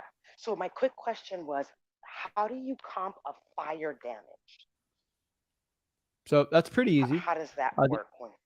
Okay. So a lot of it is off of land value, and then the other half is the extent of the fire damage. So we have a partial fire damage on the property, or we have a complete, like the whole thing burned down. You got the entire insurance check. This is complete. No, this is complete. From the pictures, you can see the sun shining down into the property. It's complete. It's complete. So and the thing about it is that it's a duplex. So there's something in the back. He said the real estate agent admitted this. It's not. They can't call it a living quarters because they can't run electric and plumbing back there, but somebody lives back there. So that's what's not burnt. The front part is burnt. Is it, what is it zoned for? Duplex. Okay. California's weird zoning, so I'm just asking. Okay. I know. Honestly, you're going to have to find a builder in there that's going to build a duplex. Honestly, like what I would, since it's on market, I kind of stinks. I'm not a big fan of on market. I would have to go to a cash buyer, aka a builder for a duplex, and ask them how much they're going to pay for it. Since it's on market, it's a lot harder because they'll see the price, right? That's why I like off market. That's why I'll call the local firehouses and actually get that deal before the real estate agent actually lists it. That's where the real money's at. The funny thing about it is, again, my best friend being the claim adjuster, one of the things that she does is she listens for what they're not saying. So when I was talking to the agent, he already right away he didn't even have to look up the address. So I think this is a seller that's a pain in his butt. So he admitted it later, once I got him to open up a little bit, that the seller has 7 used car dealerships. So money is not his motivation. So that took it away. I was like, oh, look, he's not even worried about the money. So time, he kind of wants to get rid of it, but kind of. So he said he had another couple of investors come in. He's at 275 right now, 250, either 250 or 275. The other investors came in, offered 230. He was going to take 230, but once they saw the extent of the damage, nobody's been able to touch it. He swears it's between 65 and 75K, but I'm being honest, I think that's the teardown. I don't even think that's the next step. I think the 70 that amount of money will only cover tearing it down. Here's the problem. You Mhm. have somebody in between you and the seller and getting that deal. On Yeah. like you can't force a deal, especially on market. You just kind of have to give a lowball offer to an extent, and then you have 100 more offers on there. So Got it. that's my advice Okay. on there. You got it off market's where it's at, especially in this market. Now, if you want to do on market, fine, but you're gonna have to do hundreds of offers, which is there's no problem with that. In saturated markets, people do deals all the time doing that. But you're gonna have to do Right. And hundreds of that's what them. I was kind of thinking. Yeah, that's what I was kind of thinking. Quantity, in this case, it's going to be numbers, numbers, number. It's a numbers game. No, literally, give a lowball offer, go to the next one. Okay. But Okay. you said I it the right appreciate way. your You just time. I gotta do really, it really a lot do. more time. No worries. Yeah, a lot more of them. A lot more of them. So I know you Oh talked yeah. about one of the last videos that I'm watching. You guys are talking actually about going after, like specifically targeting that. Do you know would you say California is a good market for that, the fire damage, to kind of make Oh that yeah. the niche? Call the Okay. Stockton. Okay. I don't know what county Stockton's in, but like the Fire county department. of San Joaquin. San Joaquin County Fire Department, and pull that list. Got it. Okay. Perfect. Thank you so much for your time. I really appreciate That's you it. and your dad's free content. Thank you. Thank That's you. it. Keep it up. Thank you. Boom. All righty. Love it. Scott. Hey, how's it going, Zach? Good, man. I knew you from Phoenix, man. You commented something about Arizona. You had cactuses in the back yesterday. I I'm like, remember. Yeah, I exactly. bet that guy from Phoenix. Nice. Oh Well, and man. that's one of the problems that I've got. The market, and especially from what I heard today, pretty much sucks as far as trying to get deals. So I'm looking at going virtual. Back it up a little bit. I just found your 90-day plan, whatever that is, and went through that last night. So I'm starting everything today. So looking at doing a market, and I've got family that lives in Zephyr Hills in Florida. So I thought of maybe going into Pasco County and kind of everything surrounding there. Does that That'll make work. sense? Okay, cool. And then in the plan, you talked about doing sticky notes. Obviously, I'm not going to be driving for dollars. So what do I replace for dropping sticky notes on houses? So I would still do sticky notes in errors. I would still Okay. try to do a sticky note on a pre-foreclosure. Okay. I'm testing it out, man. I All just right. test it out. There's people that make 6-7 figures in Phoenix. So like there's people that do it, right? So fine, right? I would just test it out and try. I'll try sticky notes and pre-foreclosures because I know that works in Maricopa. Okay. Are you in Phoenix or are you in I'm in the Gilbert? Northwest Valley, so in Surprise, if you know that area, Surprise, Glendale, over there. So, all right. So I'd, as long as it's not like crazy, I would still try that locally I'm not telling you spend like 5 hours, right? Spend Okay. an hour just testing it out and seeing, might be worth a shot.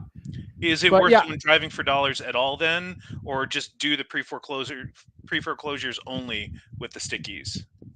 I mean, maybe do like an hour or two every weekend and just test it out. Okay. It never hurts to test it out. I mean, listen to music, make it fun, but don't base everything off of it. But Okay. Still worth testing, All right. All right, what county is Zephyr Hills in? Pasco. Is it Dade or Pasco? It's Pasco. Yeah. Okay. Oh, Dade. Okay, Pasco. Yeah, dude, Pasco works. I'm telling you, anything north of Tampa out there, where it's less busy. I think Clay County's out there too. Great, I'd do that too. Okay.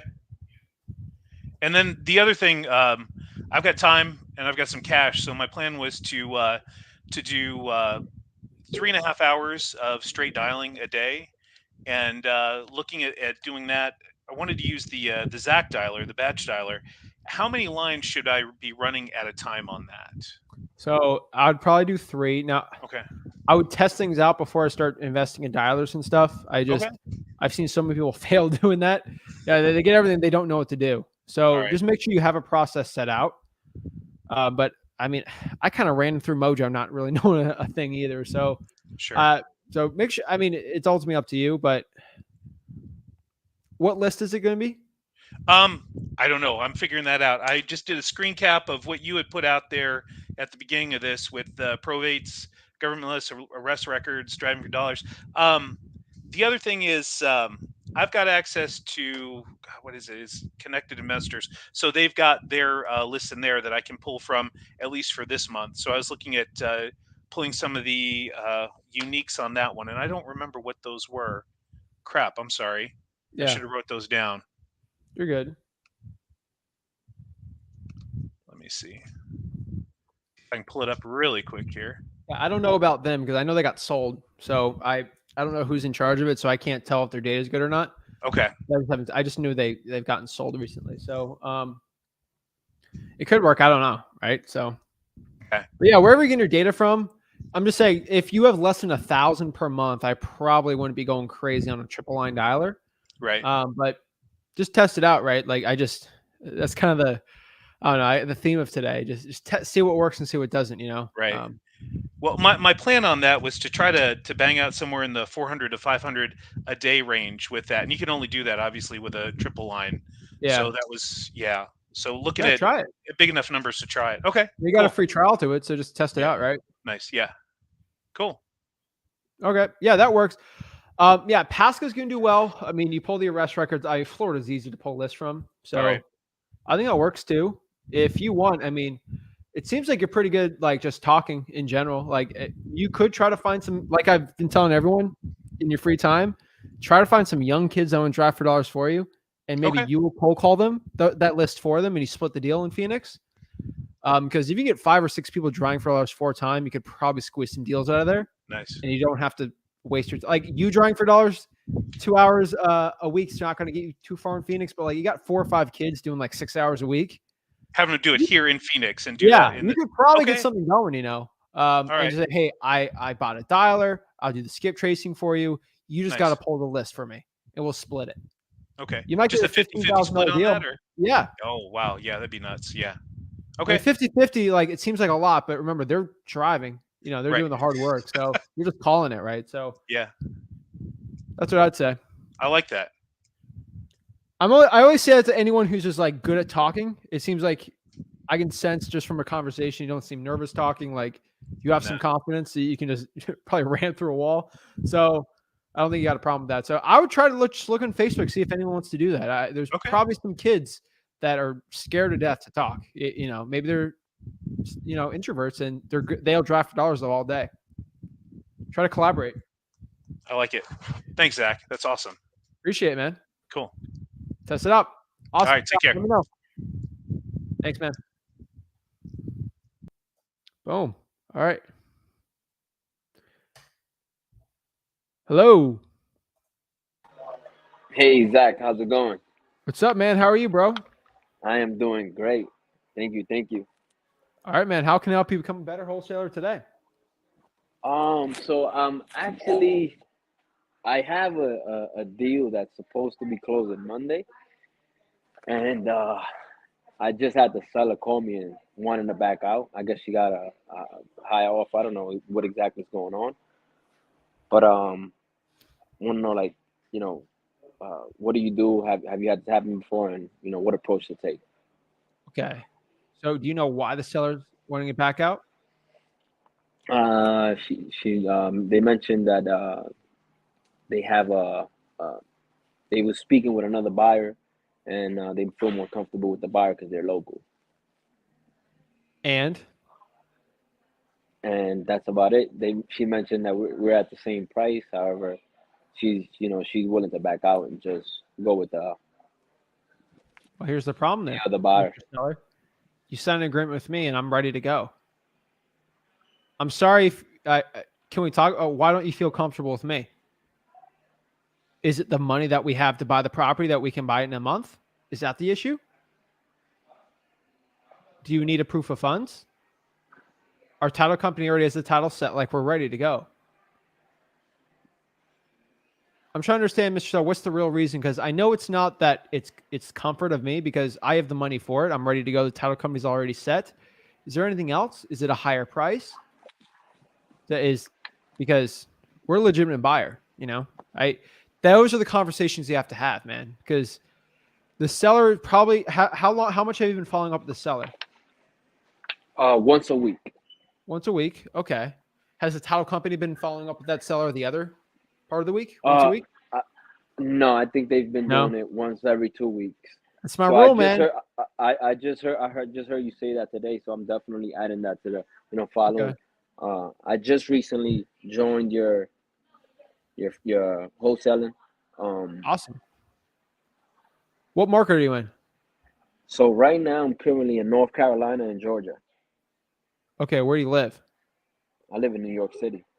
Okay, so you're gonna have to. Do you have a title company already set there in your market that you have it on contract? Yeah, both. So we're ready to. We have the assignee lined up. The assignee had his earnest money deposit in. We were ready to go. It's When was just closing ready? for May 2nd. Bro. Okay. So we're gonna do this, all right? I'm looking at every which way for this. So did you tell the seller they can get out of it? Oh, I told them I'm gonna touch base with my attorney, my partner, and I'll definitely get back to you with next steps. But we're still definitely here, and we're looking forward to close May 2nd. Perfect. So Nick, this is what you're gonna do. Number one, you're gonna get off the phone with me. This is 6:30. It's not good. All right. You're gonna call the title company at 9 a.m. tomorrow, and you're Okay. gonna call and talk to the closing agent. This is urgent. I need you to call the seller and confirm a time for the closing. Play stupid, okay? Because the title company's probably not been following up, and that's the issue. If you have the title company, call, play with the title company here. Hey, hey, Mrs. Seller, just calling in to confirm that we're all set for May 2nd for the closing. And then she'll probably, at that moment, she might be like, oh, shoot, this is real.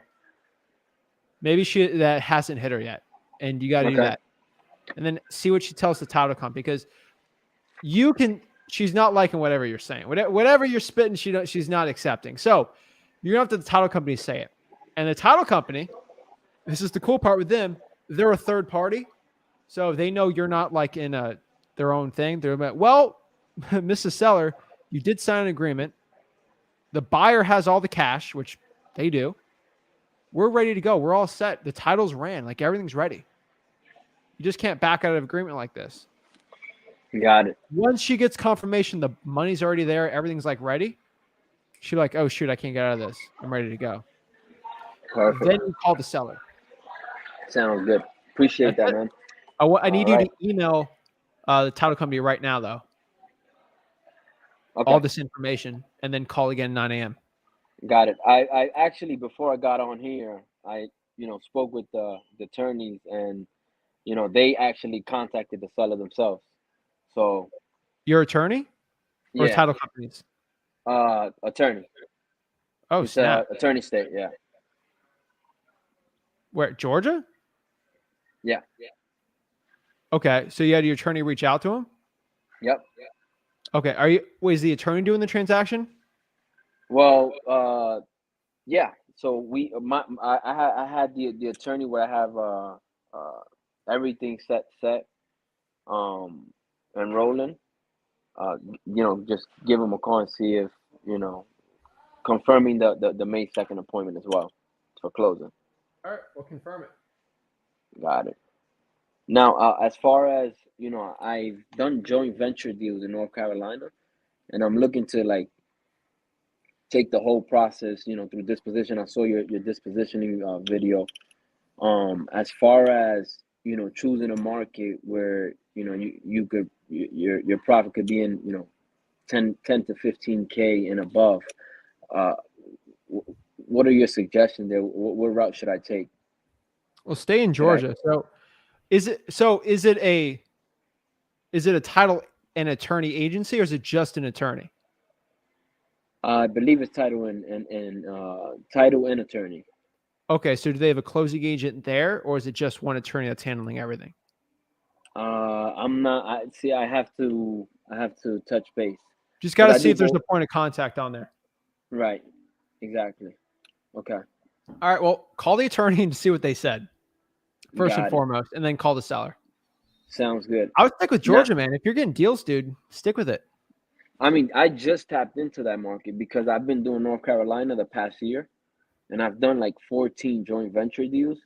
So I wanted to I just did my first wholesale deal from start to finish in February. So I wanted to, do more of it. But in North Carolina, I think that what we've been seeing was assignment fees of like $3,000 to $7,000. I want to tap into a market where, it could be minimum at least 10 to 15. I mean, you do that in Georgia, man. What list do you feel like I should, tap into? Because I'm doing absentee, out of state and high Do equity. that. Do that. High equity. What kind of marketing channels are you doing?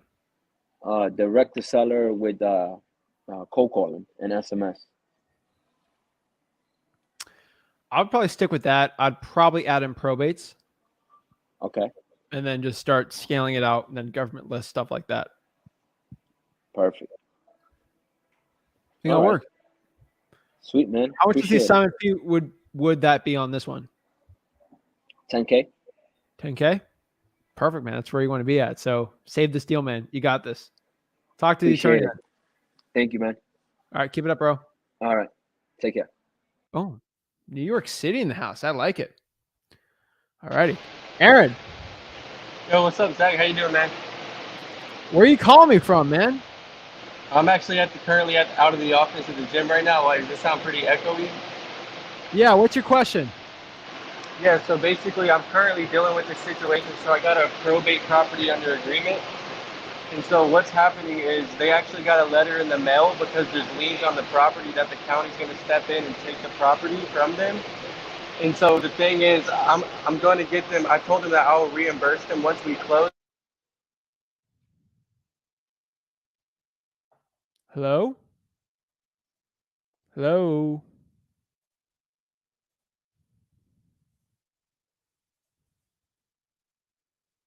Hello? All right, his mic's not connected. Vince. What's up, Zach? What's up, man? How are you? I'm great, man. I can't complain. How you I'm doing? blessed, dude. All right. What's up, man? How can I help you out? Hey, so I don't know if you remember we spoke like last week about that deal I had, and the seller was like we sent the letter out with the lawyer and everything. And, yeah. Yeah. So I got in contact with her, and so talked to her, gave her some more money on top. And so we go closing day is supposed to be next week. All right, you saved the deal. Yeah. Let's go. Woo! Yeah, man. It was one of them moments. I felt like I was like one of them agents trying to calm down a kidnapper, not hurt the little girl or something. Because she came in hot, man. Because I baited her in with the email, like, hey, if you just want me to send the cancellation contract, just call my personal number. I don't want to take any legal act. I don't want to go further. She ended up taking the bait. And man, she called me and she was like, you told me you was going to send me the cancellation contract. And I had to just bring her down and just really figure out what the problem was. And I was just over the house the other day with her and her husband, sat there for like an hour and a half just talking to him, just life, so it was pretty dope that everything, is working out. Awesome. So we got the date for the 11th of May to close, but hopefully they can close before that. See how long the inspection period takes before the hedge fund. Awesome. How much? 10K. Yeah. 10K? Yeah, for sure, man. Dude, save the deal, man. I'm telling you. I was stressed out in that last week. I remember Rick was like, I'm trying to figure it out, man. We're like, what do we do? What do we do? I'm glad, man. This is why, dude, I asked everyone to hop on here because if you're doing this out of help, man, you could have lost the deal. Yeah. That breaks my heart, man. That breaks my heart. Yeah. Rick definitely telling me that. That really helps. Tell you what works, man. Like, you're not paying me, so like I'm just gonna tell you what's gonna work. You might not like it, but like you gotta do it. So I'm glad you did that, man. That saves the deal. So hopefully you learned your lesson, man. These snows be crazy, man. Yeah, you know what I'm saying? I was like, it was torn because I was supposed to make 17. So I'm like, man, I'm gonna have $0. And I was supposed to make 17 if I just played it right. But I mean, like I said, I take 10 and learn a lesson with it any day of the week. So I got a property that I want to go look at tomorrow. It's a FSBO, for sale by owner. Okay. And the thing is with this property, I think it would be a definitely a deal with the end buyer. But it was a 3-2 on the county records. And even when he bought the property, whoever was there before updated the property and made it a 4-3, 1,800 square foot. And it was before it was like on like 1,200 square foot. But they don't have any permits. So my thing is, like, he told me he got an offer because he wanted to get 310 for it, and I wanted to do 290, but he said he has an offer at 301, but that person wants like a 12-day inspection period. And I was like, yeah, they probably will come down lower on that 301. I think he's trying to seal the deal. But I'm trying to figure out how do I pitch it to him, like, hey, how do I, both ways. Would it be sexy for an end buyer, and how to get the seller to like see things my way to like, hey, we can't do the 300, but we could definitely close such and such. I was trying to figure out a way to go about that. What offer would you be at on this one? Well, I wanted to do 290. Like on PropStream is like worth 280, but that's the 3-2. With the 4-3, I know it's probably more. You could do 300 if you want, but I was doing I want to do 290 just to be safe. And then try to sell it for at least 310 to the end buyer. Okay. So yeah, that's basically what I was trying to figure out. If I should just tell them, hey, I can do 300, and then just give me like 5 to 10 days to inspect the property. He told me to call. It's tough, man. I like to keep it 30. The number one reason I ask is that other offer you got, why didn't you take it yet? Mm-hmm. And you gotta get a reason. Well, he told me tomorrow at noon he wants to make a decision. Meet him tomorrow at noon then, and lock it up for the lowest you can. Think so? He might be bluffing, man. You've seen on the for sale by owner calls I've had where, oh, I got an offer for this for 270, and they're like, well, can you do 230? Sellers are liars, man. They're straight up. They'll lie through their teeth, man. Especially on a for sale by owner. How long has it been listed for? He didn't tell me the time. I just asked him, hey, what's the best offer you got? How long you been trying to, market the property? He didn't say that not too long. He didn't give me like an amount of time, but he definitely said he got some lower offers, but his highest offer was 301. Well, you got to be lower than that, obviously, because he would have taken it, so it might have not been legitimate. If you think he gets off for 310, man, meet him at the house and get something done. That's what I'd say. Is it local in Central Florida? Yeah, it's in Orlando. Check it out, man. Because I was actually just driving for dollars in that area. I was over in that area, and I was like, man, let me just see what's over here. And it's close to UCF, so I was just driving around in this big old neighborhood. I'm like, and I saw his sign in front of the house, so called him. All right, man. Well, go meet him at the house, see if they can make a yes or no decision. Don't waste each other's time, and lock it up for the lowest price you can. That's what I do. Okay. Would you think it'd be a difference, like, if I do get on the contract, trying to market it to end buyers? Would they be like, oh, well, I know hedge funds don't want to do nothing without permits.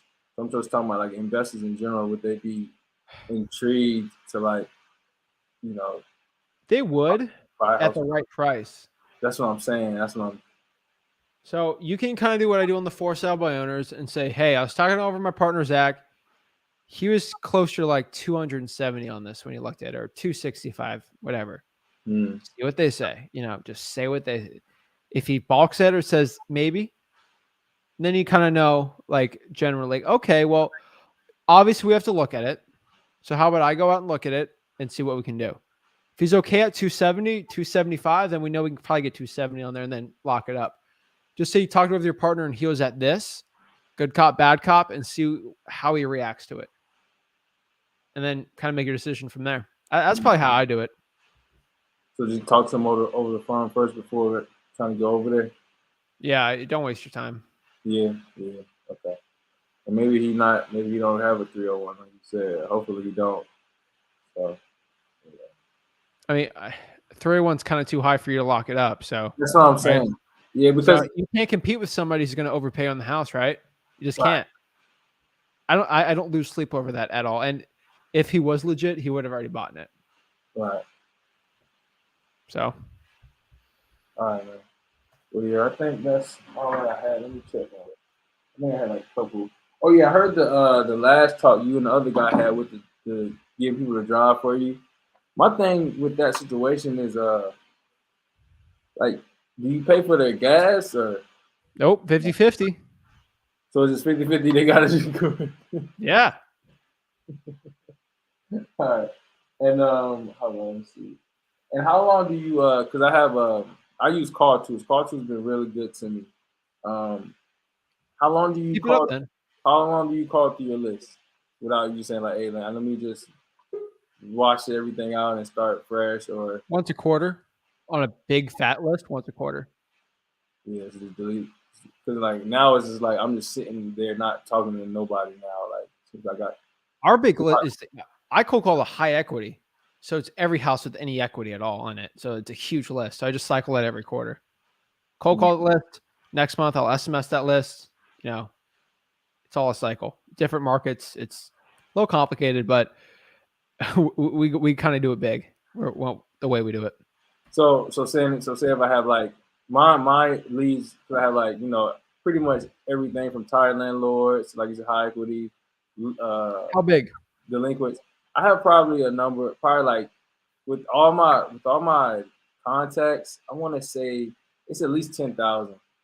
That's good. That's a tough one, man. I'd probably call as many as you can in a month, and then just see with call tools. How much can you get through in a month with call tools? That's what I'm saying. I've been calling this list probably since January. Woo! It's a big list, man. Well, no, I mean it's not 10,000 like each one. It's like probably like 1,000 here, 2,000 here. Yeah, it's like from pre foreclosures all the way to like I got like 6 categories. Of like, I would probably call every list once a quarter. let me see. Yeah, let me know.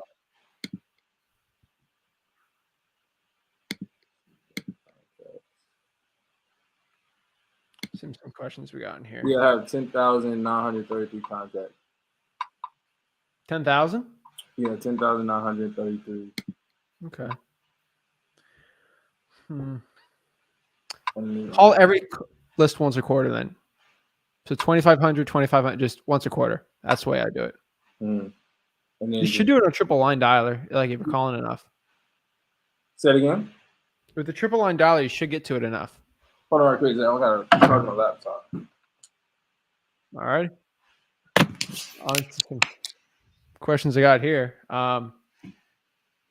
Someone's saying, when do you normally go live? Go live Tuesday, Wednesday, Thursday, Fridays. Nobody picks up the phone in wholesaling. Honestly, if no one's picking up the phone in wholesaling, you're calling the wrong list. Probably more niched out lists. Freewholesaling.com's got you.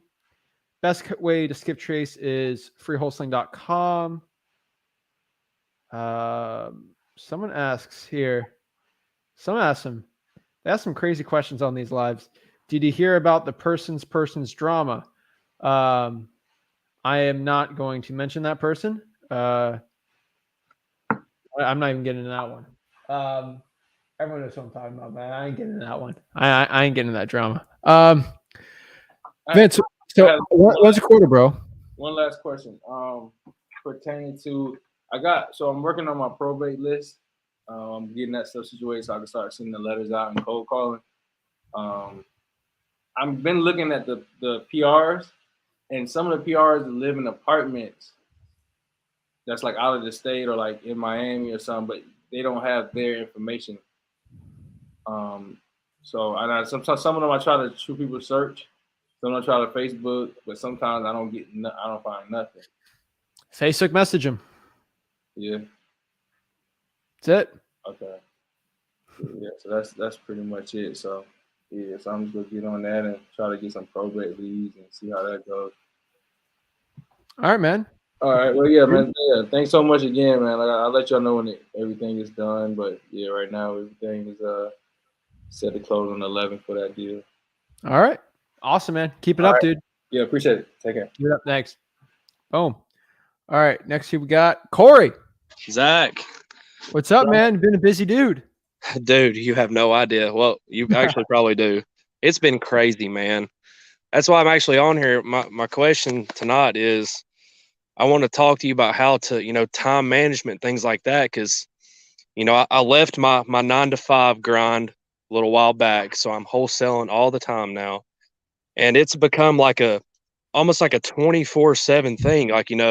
I've got calls and texts from when I wake up at 8 o'clock in the morning and until I go to bed in the evening. And it's just nonstop. So, and I'm trying to figure out a system on how to, best manage my time here, because between cold calling, going on appointments, following up with leads and all that stuff, I feel like, I could be spending my time more wisely and kind of block things out, because I don't like to start dialing until, afternoon. I don't want to cold call somebody at 9 o'clock in the morning. I get it. Sometime, and during that early morning, I don't have any appointments, but it's also too early to follow up. So I usually spend that time, building lists and things like that. So I'm just trying to figure out a way to, best manage my time and, make the best use of what I do have time wise right now. Cause it's just been crazy. I got 5 deals going right now. It's 24/7. I get it, man. So 5 deals going on, bro. That's awesome. Yeah, I closed one next Friday, another one the Monday after that, and then the other 3 are towards the end of May. I closed one last Friday and one on last Monday. Okay. And I got a crazy story to share with you about one of the deals that's closing the 17th of next month after you answer my question. It's like the stars aligned on that deal in a way that I don't think I could probably ever recreate. You say that now, man. It's just wild, but I'll share it with you once you answer my question. You'll probably be pretty surprised as well. So here's the truth, man. So you get to the point where you're doing enough deals where you need to start hiring people out. Yeah. Dude, if I did all this stuff myself, I'd be drowning. Okay. I'd be working 120 hours a week. I'd have no time for anything, man. I wouldn't be able to go live here. Right. So how do I do it? Delegation, right? So the first thing, there's an order of delegation you got to do. The first one is going to be marketing. So first one is going to be cold calling, right? Right. And then any texting you're doing. And then if you can find someone to drive for dollars for you. Okay. Then we kind of get marketing out of the way, right? Okay. Next thing you got to do. I had 2 people driving for me originally. That didn't really work out. So I thought about getting some more people. Yeah. And I had a VA calling for a while, but she wasn't producing the results that I was getting, just by myself. So welcome to the club, Corey. Employees are going to be 70 to 80% of your skill set at best. Man, and it's kind of hard too for me to, hire and automate some of my methods because, I'm not going to use the official term, but a method that I've implemented that's working really well for me right now is I know you're talking about, Corey. The pasta method. I'm not getting into that because I'm not getting entangled in anything crazy stuff right now. Yeah, so I will literally give you no comments on this. Yeah. But I get watched like a hawk from everyone. Yeah. No, I don't need any advice in that department. That's just one of those things I kind of can't automate that. I just have to run that myself. I get it. So everyone and their mother in the real estate wholesaling industry watches what I do and tries to copy it because I give the best information for free. And then they put it and sell it. I don't really care. Yeah. You're talking about a method that Rick did in 2003. Okay. Yeah. Look it up online. You look at every thread out there. Rick's been doing this 2002, 2003. I'm not going to get into this. Yeah. What I can tell you is 70% to 80% of your skill set. That's the honest truth. The way you got to look at it from the macro perspective is, would you rather get 70% of $3 million or 100% of $1 million? Right. Ask yourself that question. I think I remember hearing you say that in one of your other videos a while back. Yeah, it is. And when you do that 70%, you're working 5, 6, 7, 8 hours a week, right? Yeah. That's the way you look. Like that's the way I have to look at it. And you have to make that decision yourself. How do you delegate slowly? You got to find the right cold caller. You got to find the right acquisitions people. It is a process, right? Yeah. So the way I do it, the scaling system is always going to be doing the marketing first, delegating that. Okay. Delegating dispo. Okay. then a follow-up lead person, like a VA, to just do lead follow-ups, Okay. or they'll kind of do follow-ups when it comes to like lead management to a point. Okay. And then lastly, acquisitions agent, and then you fully delegate yourself out of it. Right. Like Yeah. that's kind of the so like what's taking up most of your time is probably marketing, right? Yeah. I mean, from skip tracing, driving for dollars, and cold calling, that's my So bread and butter right now. So it's taking up most of the time, and then appointments. so I would not appointments is the last thing you ever have to delegate. Like that's the Yeah. last one. So the number one thing you got to be focusing on right now is finding someone for the cold calling. I think you Right. end up making enough money you can pay for it, right? Yeah. And then everything else you kind of just start delegating it out. Right. And Okay. that's it, man. I guess my biggest fear, since I had that one VA cold call for me and it really hurt my results, is that, my biggest issue would be I want to make sure I before I go like full force with somebody, bringing them on and really giving them big lists to call on. I kind of want to try to see what kind of results they're going to produce for me first. So it's kind of just a thing. I got to figure out a system to try to verify these individuals and make sure they're going to produce for my business before I, go all in with them, so it's just going to be a trial and error, I guess. I mean, you got to keep trying, because if you don't try, then you're going to be doing it all yourself. Yeah. You got to keep getting VAs for cold calling and training them. The Right. best training for cold calling is cold calling with them, right? It's Right. training. When you're training someone to delegate, you're actually working harder than without it. Yeah. First month. Yeah. That sucks. I get it, man. Like, bro, I get it. Right. So unfortunately, that's the way you got to do it. One Yeah. thing I would start doing, which you can start implementing now, is create training videos of you cold calling. Okay. Don't be like me, go with the video camera, the lives and all that. Just you behind a camera, probably the webcam. You cold calling and showing off what you do. Right. That's a really good training method, and then Yeah. just kind of talk about it, because then you'll create modules. You upload it on YouTube on an unlisted thing, so no one sees it, right? Unless you give the VA a link. Right. And then every time a VA you have to hire a new one, because a million VAs wanting to work. Right. Show them the videos. You do a little training with them. You're good. Saves Okay. you a lot of time. Okay. I got video trainings from you 3 years ago in my dorm room. I still give to the VAs, because Oh, why wow. not, right? They're great. I Yeah. was closing deals. I mean, if it's informative, it's informative, I'd say don't put it on, like, don't post them publicly, because then you have private addresses, things like that. But Yeah. they're great, man. So Yeah.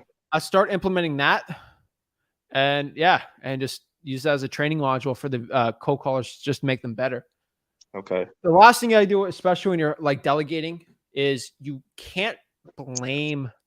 I hate saying it, but like, you can't blame the cold caller every single time. If you're Right. not training them correctly or give them the right script, Right. from your success, you already know how to cold call. So Yeah. that's not an issue with you. I know a lot of people starting out do that, but start with the cold calling first, man, and then just work your way to the next thing. That's Right. all. It's a very slow process, but yeah. Yeah. It's just, I'm just at that point now where it's either stay stuck here or continue to grow. And the only way to grow is to delegate out those key positions, like you were saying. And, it's something I want to do, because I'm at that crossroad, grow my business to the next level, or just sit here and kind of wade in the water, so to speak. That's it. So, but, I appreciate that. I'm going to look into getting some of that stuff going. I really feel like it's what I need to do. I'll share this story with you real quick, and then I'll hop off. In case you're ready. You're probably ready to get off here. But so a deal I'm closing in 2 weeks. It was a virtual deal that I did probably about like 3 hours away from my house, and found the property, got it locked up. All was good. Cold called some cash buyers, so I didn't have a buyer for that area. Found a buyer. That was all good. Got it assigned. And there a couple days ago, the buyer called me and was wanting to know what one of the siblings was that resided at the property. And I told them, and they was like, well, I own a bail bonding company, and they actually owe us money for a bond they skipped out on from like 10 years ago. So I hope they know that that's coming out of their net proceeds, because we actually have a lien on the property. And I'm like, how crazy is it that the stars aligned that a random deal I found, a random buyer I found, the seller actually owed the buyer money from a bond that they skipped out on. I mean, I couldn't have made that up. So, Dude, those bail bondsman ones, I'm trying to find the video while you're talking here. Yeah. Is this it? Is he talking about bail bondsmen here? Yeah, here it is. I just want to get the video for everyone, dude. I've told everyone Rick's been saying it. No one talks about this ever, man. Dude, bail bondsmen are amazing, man. Like, those are great leads to be going after. Yeah. I can't believe they didn't foreclose on the property because the bond that was skipped out on dated back to 2012, and they've had a lien on the property for like 6 years. Dude, I bought in a house where the property's been delinquent on taxes for 6 years, and usually after year 4, it's over. It's weird. Dude, the government, I'm not getting in government talk, but sometimes the government is very inept on things, especially local county governments. Yep. They mess up all the time, dude. I'm dealing with a situation right now. I just signed the contract on the property 2 days ago that it's 3 years behind on taxes and it has code violations, but they haven't, seized the property, and it has active violations, but they haven't assessed any fines yet. Dude, So, it happens all the time, man. And it's also like a probate type situation. It's not going to have to go through full blown probate. It's going to have to do what's called a monument of title. But I got a stupid good price on the property, so I went ahead and paid the attorney fees up front for that after I got the property locked up under contract. So nice. That's going to be a good one. I'm excited for that one to close. Awesome, bro. But like always, I appreciate all the advice and what you're doing here. It's truly has changed my life. Appreciate it, man. It means a lot, dude. Thanks. And all right, you stay blessed, Zach. Keep it up, man. I'll tell Rick about it. But awesome, man. Thanks. We'll see you. Awesome. All right, guys. I gotta hop off soon. I know we got Randy, Jonas, Nahaima, Montel on here, and I think I've talked to everyone. Anybody on here that can't talk tomorrow with me and Rick, let me know. Raise your hand. I'll throw it on real quick. Or we can just talk tomorrow. Anyone on here can't talk tomorrow, let me know. Anyone in the chat? They got that little private chat. Montel's good tomorrow. All right. 5:30. Work. All right. We'll hop on. He'll be first. Randy can't, so I'll just hop him back on. Randy, what quick question you got? What's up? So I was calling a couple more properties, and I just got a quick question. So Okay. Right, the guy said he wanted the listing price. It was a for sale by owner. He wanted the listing price. Now, how you run comps by comparing other properties, right? And I was looking at other properties that were like the same thing, 2 bedrooms. It was like 1 bathroom, and they were going for they sold already for like 85, 80. Now, how do I negotiate with him, or do I was like, what's the highest you'll get? And he said 70. His highest offer so far, he's gotten 65, but he'll be satisfied with 70. Okay.